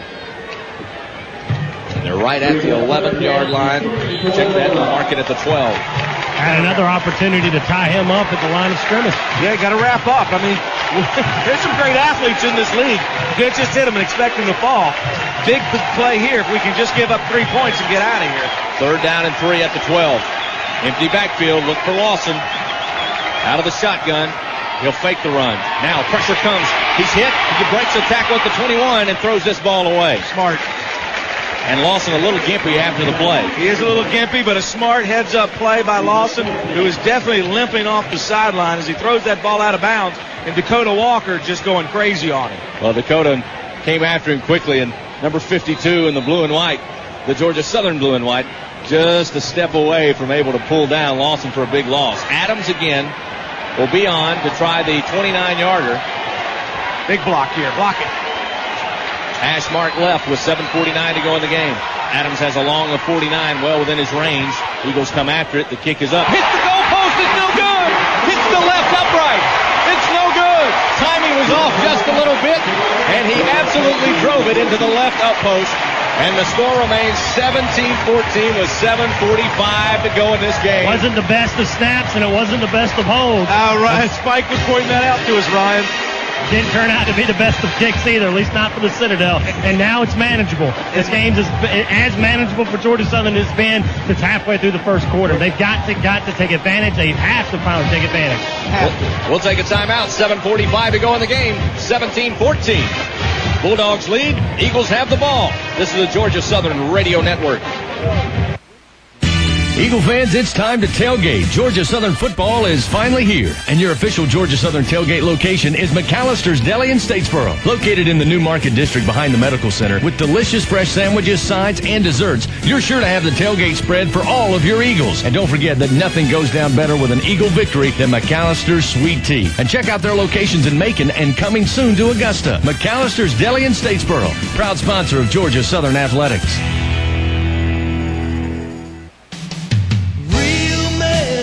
Today we salute you, Mr. Unathletic Sports Talk Radio guy. You know everything there is to know about the world of sports, except how to play them. No coordination. You talk sports for 8 hours a day, which is 7 hours and 45 minutes more than anyone listens. Is anybody out there? So crack open an ice cold Bud Light, Mr. Unathletic supporter. Mr. Unathletic Sports Talk Radio Bud Light beer, Anheuser-Busch, Cartersville, Georgia. The 12th missed field goal on the season from Mike Adams. That one hits the left side of the goalpost. Doesn't go through, falls flat. 7:45 to go in the game. Eagles will take over possession. First down and 10 at the 20-yard line. Well, I needed a block here. I guess we'll take the block when you're using the goalpost, too. We'll take that. And there again, Ryan, you hit it right on the nose. What's our offense going to do now to respond?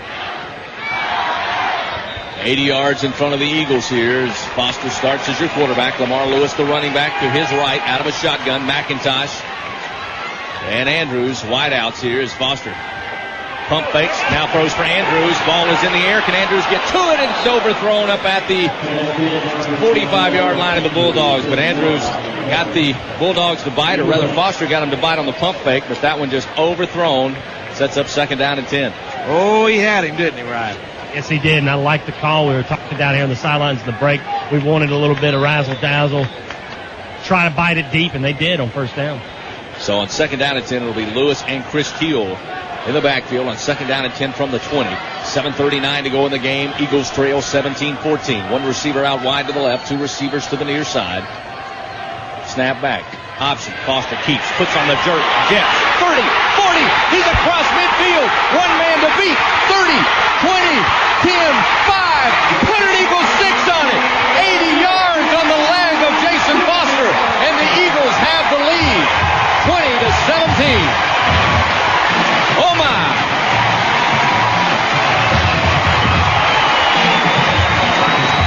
I wasn't catching him. Somebody call the paramedics and get me off the floor. Unbelievable. Great job, Jason. He saw the light, and he went for it. Did I tell you he was on the Peyton watch list? Yes, you did. Did I mention that earlier? I'll tell you what, gentlemen, I have seen Jason take off. Hasn't had it earlier today. That one was a absolute shot out of a cannon as Hartley makes it 21-17 with 7:28 to go. Eagles forced the missed field goal. They take over. 2 plays, 80 yards. They lead 21-17. We'll return to Allen E. Paulson Stadium in just a moment. This is Georgia Southern football. Statesboro loves Japanese food, but have you really had Japanese food cooked the right way? Seasons of Japan invites you to stop by for high-quality, fast, fresh, very affordable food with a great family atmosphere. Careful attention is paid to every dish at Seasons of Japan. Try their teriyaki chicken, hibachi steak, or junior-sized shrimp bowl or chicken bowl. Seasons of Japan. They cook Japanese food the right way in the Southern Square Center next to Kmart. Call 764-5150. 12 years in counting, and now the experience is expanding into the Coastal Empire. 3 locations of Auto Shine: Whitmarsh Island, Montgomery Crossroads, and Garden City, their main hub. Also operating in Hinesville, and coming soon, Auto Shine in Lincoln. The Auto Shine experience for those Coastal Empire drivers who are on the road and want to make sure their car is treated just like family. Detailing on the outside, expert cleaning on the inside, and the proper washing to make sure your car's shine is what it's supposed to be. The luster of the showroom. The Auto Shine experience, 3 locations in Savannah, coming soon to Lincoln, also in Hinesville.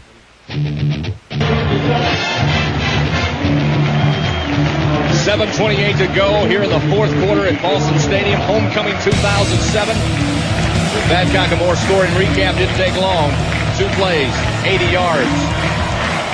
All of which on the legs of Jason Foster. Point after's good, 21-17. Deep kick down to the 1-yard line will be Cooper. Up the right hash, 10, 15, and a train wreck at the 24-yard line. A flag comes out after the stop. We'll get that settled in just a moment, but Jason Foster now ties his own record for the 6th longest touchdown in school history of 80 yards. He did it in 2004, and he equals that today with the 80-yard run. He keeps stacking himself on top of himself as far as the records go. It just seems like he keeps breaking every record every other game. Well, we talk about Harvin's punting record. Terry, you needed to do what Foster did. Terry's record's the only one left. Oh my! Just don't let Jason start punting. If anybody has Here's any the return, holding, return team number 45, 10 yards from the spot of the foul, 1st down, Citadel. If anybody has any doubt that this guy could not be returning punts and kicks in the NFL, all they need to do is look at a highlight film. He's just unbelievable. So a costly penalty for the Bulldogs. Backs him up a little bit here. 7:22 to go in the game, 21-17. The Eagles with their first lead of the game since early in the 1st quarter, 3-0. New quarterback in the ball game. Bart Blanchard. We told you Lawson was a little gimpy after the last drive. It'll be Bart Blanchard, redshirt freshman, comes out throwing. Catch made in the flat far side at the 20, but stopped immediately as the catch made by Haney. E.J. Webb crashes down immediately. Pick up maybe 4 yards. 6'2", 185 redshirt freshman into the ball game. He can throw the ball. He put it right there on the money there. But this is certainly not a Citadel team that's going to back down at this point. Blanchard has played in 3 games this year. He was 2 of 4 coming in. He's now 3 of 5 passing. Second down at 5 at the 20. Blanchard off the Cooper right side. Cooper finds a little bit of a seam around the right end, up near the 24, maybe the 25. Quentin Taylor with the stop. And it looks like they will be shy by a yard of the first down. Boy, you got to hate it if you're Lionel McGriff right there. It's 5'9", 170. As we got big Daniel DeHaven, 6'3", 280, sitting on top of him after doing a pull-in right there on him. Third and short, big-time play here for our defense. Get this ball back because we know what the offense can do here. 3rd and 1. Blanchard will stay in the shotgun along with Torrey Cooper to his right. 1 receiver right side, 2 to the left. On 3rd and 1 from the 25. Off to Cooper. Hemmed in immediately and stopped. He's shy of the first down marker. Oh, he'll be stopped. I don't know where they'll spot him. They'll say right at the 30, but there's still a yard shy of this first down. Now Coach Kevin Higgins has to put on the thinking cap here with 5:53 to go. It'll be 4th and a yard. And credit Brandon Daniel and a team of Eagles along the defensive front. The hem in Torrey Cooper at 5'7", 181 pounds. They're going to force him to punt. Coach Anders, the first guy on the sideline, slapping helmets as the defense comes off. 5:36 to go, a low-scoring 21-17 score. Let's see if they kick it away. It'll be Mark Casper at the 11. He will. Kicks it.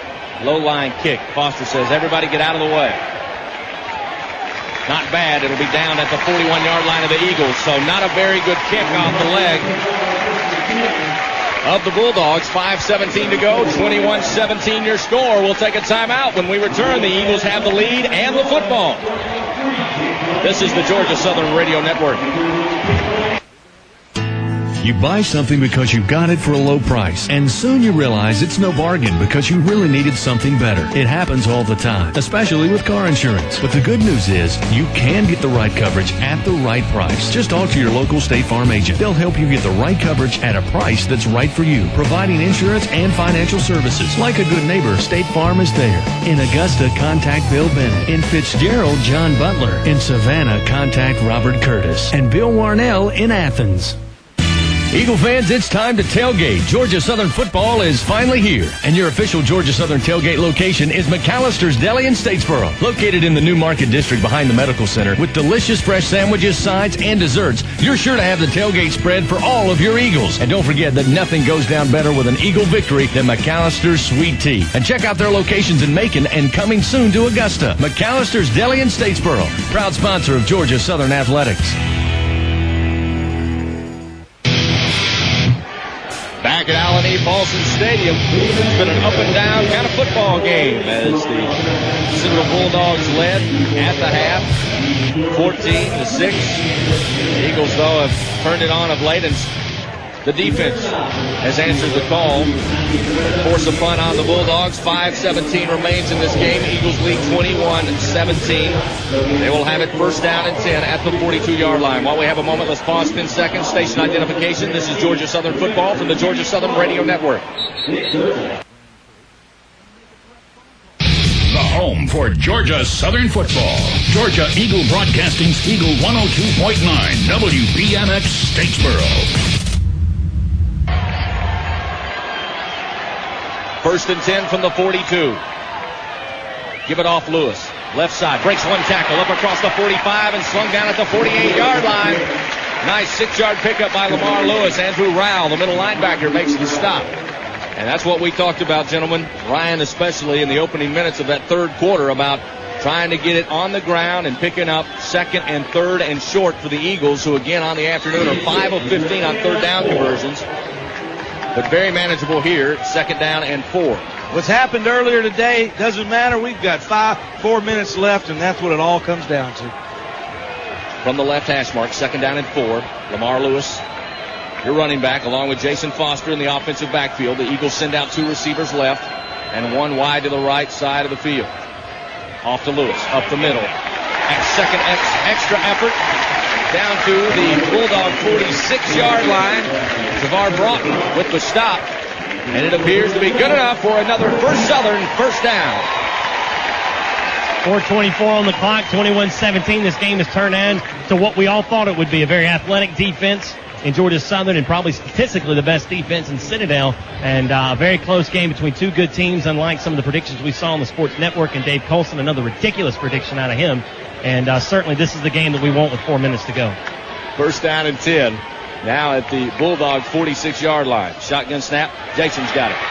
He's hauled in and smothered up as he tried to make it to the Bulldog 45. He'll be stopped at the line by Joshua Lawson, who tries to come up to make a statement. Smart play by Lawson. If you think about it, he grabbed on for dear life and rode him to the ground as Citadel is forced to use one of their timeouts to make some adjustments. And obviously their efforts to get the ball back, Georgia Southern would like nothing better than to have a 3-minute 55-second drive. And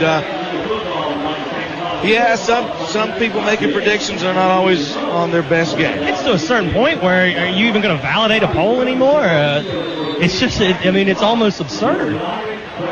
Yes, it is. I mean, it's one thing to be a homer. I understand that. But well, that's my job. Right. But I'm not the executive director either. Georgia Southern football presented in part by the University Store, your one-stop shop for all things Southern. They invite you to shop anytime for great one-of-a-kind Georgia Southern gifts. Believe it or not, we're headed down the stretch for the holiday season. Why not check out GSUstore.com, the University Store, your one-stop shop for all things Southern. Here's a very important second down and 10 at the 46-yard line of the Bulldogs from the left hash mark with 3:55 to go. Eagles up 21-17. La'Non Jefferson in motion right to left. We'll give it off Lamar. Got some room. And again, the middle linebacking core coming up, stopping that hole fairly quickly, including Dwight House, the free safety, helping out his linebacking crew. Checking scores again. Update. Second quarter action. The Phoenix now starting to open it up, but Chattanooga putting points on the board. It's now 35-21. Elon out in front with 1:14 to go in the second quarter of action. Later today, coming up probably right now, somebody's put toe to leather up in Greenville as Furman and Appalachian State get together with that always tough rivalry. It'll be a great ball game. West Virginia starting to stretch its legs now, 24-3 over Rutgers, number 9 team of the country, with 11:57 to go in the fourth quarter. Colorado at the end of the third, leading Texas Tech 31-19. Billy Lowe will check in at quarterback here on third down and 5 from the 46-yard line of the Bulldogs. 3:50 to go. As we mentioned, third down conversions. Eagles 5 of 15. Snap back. Give it off to Foster. He'll roll back. The halfback pass. Bulldogs covered up, smothered up, and they drop him back at the 48-yard line of Citadel. The mistake on that particular play that Foster doesn't make very often is he enables himself to go out of bounds, thereby stopping the clock. Versus throwing the ball away would also stop the clock, but almost in that case, you almost like to just sit on it because the clock's not ticking now. And obviously Citadel's going to be in a pretty good position here for a long sustaining drive, and we're going to once again call on our defense to step up big, and we're going to once again call on Dan Jordan here to pin them deep. Not touch back, but pin them deep. Make them earn it all the way down the field. Andre Roberts back deep, stands at the Bulldog 10-yard line with 3:43 to go. Snap back to Jordan. He'll kick it away from the 40. Doesn't get a lot of it. It's going to be short and out of bounds. And we'll see where they mark it. Near the 25. They're going to keep moving up. We're waiting on the line judge to set it. He can stop now. Up across the 25, up across the 30, and he's still going to about the 32, maybe the 33-yard line. So Bulldogs, relatively good field position here with 3:36 to go. Eagles have 3 timeouts remaining. The Bulldogs with 1. Special teams can certainly hurt you and help you as a turning point of the ball game. We saw Citadel special teams turn the momentum back to our way. Special teams helping them out here too. Bart Blanchard again, backup quarterback, empty backfield, 3 receivers right, 2 to the left side. Redshirt freshman out of Rock Hill, South Carolina. First and 10 at the 33. In the pocket, has time across the middle, and Higgins diving catch at the 42. Looks to be about a yard shy of the first down. But there again, it puts them in that yard to 2 yards shy of the first down. They can take a shot at it. Higgins, we haven't seen a lot out of him in the second half here. But this quarterback so far showing that he can zip the ball, just like we heard about him being able to throw the ball well. We need to get pressure on him here. A lot of pressure. Another solid in-state recruit for Coach Higgins, as Blanchard played high school ball at Northwestern. just outside of Charlotte. Second down, and they'll say a long one. Blanchard going to throw in the flat. Going to be deflected, incomplete at the 41-yard line. Don't know if it was Damon Suggs or if it was Dakota Walker or maybe if it was Brandon Daniel, but all three were in the vicinity, and the big story is it's incomplete. Sets up third down and 1 here with 2:56 to go in the game. One more time. Defense got to step up big. Don't get burned deep here. Keep them in front of you, obviously. You know, Go ahead, Ryan. The difference philosophy-wise for Georgia Southern defense with the lead, they kind of know what Citadel has to do. They got to get downfield. Takes a little bit of the guessing work out for Coach Anderson crew. I'll be surprised the quarterback keeps it here. Blanchard and Cooper in the backfield. Out of a shotgun, two receivers right, one to the left. 3rd and 1 at the 42. Blanchard rolling out right, now coming back left. Got a man wide open and incomplete at midfield. Taylor Cornett wide open, can't hold it. It'll be 4th and 1. Fumble finger. He was too wide open, you could say, at times. Too wide open, and this is the last time we need to be jawing right now. So I'd like for our players to get away and not do a little jawing. It's 4th and short, and this is one of those situations where they're going to have to go for it. Their quarterback's back in the ball game, and we don't need to be drawn off sides. Bart Blanchard stays in. Two receivers to the right, one to the left. They'll put Cooper on a wing to his left side. 4th and 1. Higgins in motion. Sets up as an H-back. Here's the snap. Off to Cooper. He trips. Dives. I think he's got it. It depends on the spot. Looks like the left judge. No, it's hard to tell. He just lunged forward enough on the 4th down and 1. That is their first 4th down conversion of the afternoon with 2:44 to go. It appears as though they had it. It's going to be close. It's going to be real close. We got a measurement coming up. Wow. Everybody hold the phone here as they'll I don't know. He might not have gotten it. Decide on the spot, then they'll bring the change from the far side. So what you're telling me is you want me to put my hand on the mute key. Mute it. 2:44 to go. 21-17. Going for the 4th down conversion. We'll see when they line the chains up. The ball is placed between the 42 and 43-yard line. It's short. Turnover on down. 2:44 to go. Boy, we talked about the defense trying to find a way to stop the Citadel Bulldog offense that we saw in the first half. We all know Duran Lawson's not out here in the 4th quarter, taking nothing away from Bart Blanchard, but he was put in a tough spot. But give all the credit to the defense in blue and white. Defensive coordinator Ashley Anders, they have found a way, and even Ryan alluded before Lawson went out of the game. They were able to take the effectiveness of him running the football by himself. So kudos to the defense for Georgia Southern here. 2:44. They take over 1st down and 10 at the Bulldog 43. Reddick and Lewis, or check that, Foster and Lewis in the backfield. Off to Lewis. Breaks a tackle at the 40, down to the 34-yard line. About an 8-yard pickup. Joshua Lawson on the stop. Clock starts to turn. 2 minutes, 33 seconds. Up the middle, stepping over players. We talked about Lewis, the impact this player has on our offense. We talk about Jason Foster. That tandem of Foster and Lewis is just an amazing, amazing combination for Georgia Southern. Lamar Lewis, 16 carries, 73 yards today. Jason Foster, 21 carries for 155 yards, including an 80-yard touchdown run. 2nd down and 2 at the 35. Again, it's Lewis and Foster. Jason out of a shotgun set, ball middle of the field. Give it off to Lewis. Follows behind his blockers, and I believe he's got the first Southern first down at about the 33, depending on which spot we get, but it will certainly be 3rd and short nonetheless. There again, Chris talks about which spot. You have the line judge coming from one side, the line judge from the other, and they don't seem to ever be on the same page, and it's almost who's going to get the battle. On this particular case, if we come up a little short, it's 3rd and short. We need the first down. Well, the clock continues to move. 1 minute, 36 seconds. Foster under center will keep it and just fall over Lance Suarez, and that will appear to be a First Southern first down. Again, fans, all first downs for the Eagles presented by First Southern National Bank. Check them out online. First. Oh, we got a timeout for another measurement. Hold the phone before I go on and start talking. Terry. Well, but check them out online at first-southern.com nonetheless. Yes, sir. Lean on that mute. I will, because I just go ahead and put the mic on the ground down here. There's some things you just got to shake your head at, and we can't help it. This time the ball is placed at the 33, just inside the 33. You just can't help but shake your head. Stretch it out. Nope. And just shy. My goodness. Just shy. So what do? You go for it. You end it if you get it. You go for it.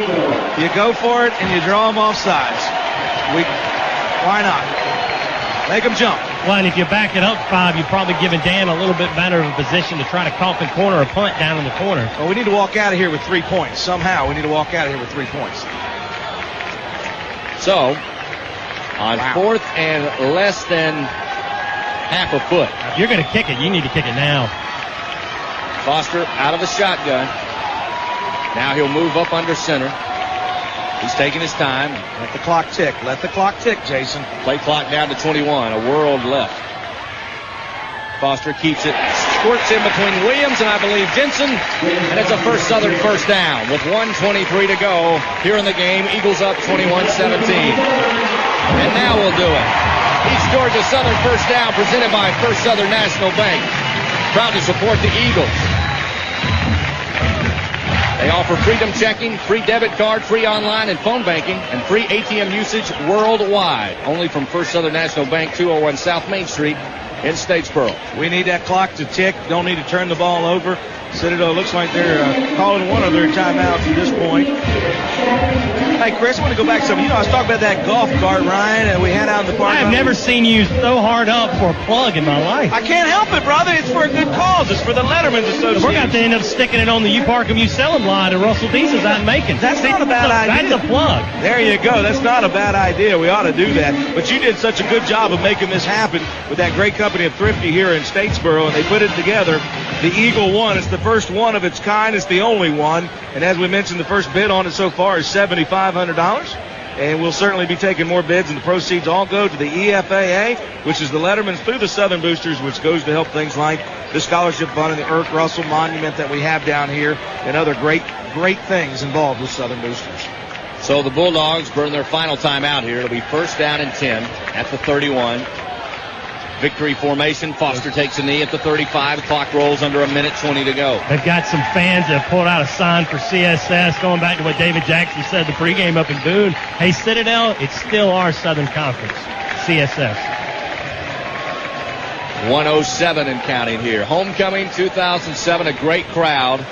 And when the crowd was needed, they answered the call, and you could tell it was as obvious as the nose on my face that the team fed off of that enthusiasm, and we're able to turn the tide here as we're under a minute to play. 49 seconds. They lead 21-17, and what a run. 80 yards ripped off by Jason Foster.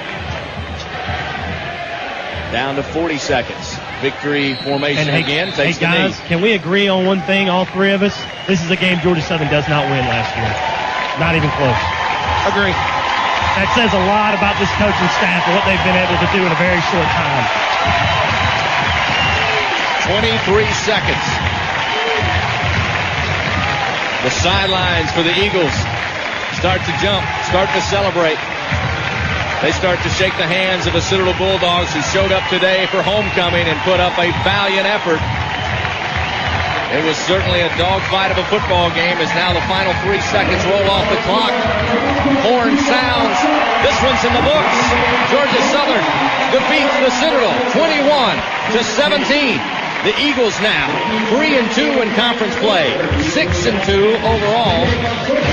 And for the Citadel, they fall to 3-2 in the conference, and they fall to 5-3. Great win for the Eagles at homecoming, 21-17. Your final score. Stay with us. The Georgia Neighborhood Ford Dealers locker room wrap-up about to come your way. We'll have a chance to hear from head coach Chris Hatcher, give you your full game stats and much more as the Eagles celebrate here for homecoming. Final score once again, Georgia Southern 21, the Citadel 17. This is the Georgia Southern Radio Network.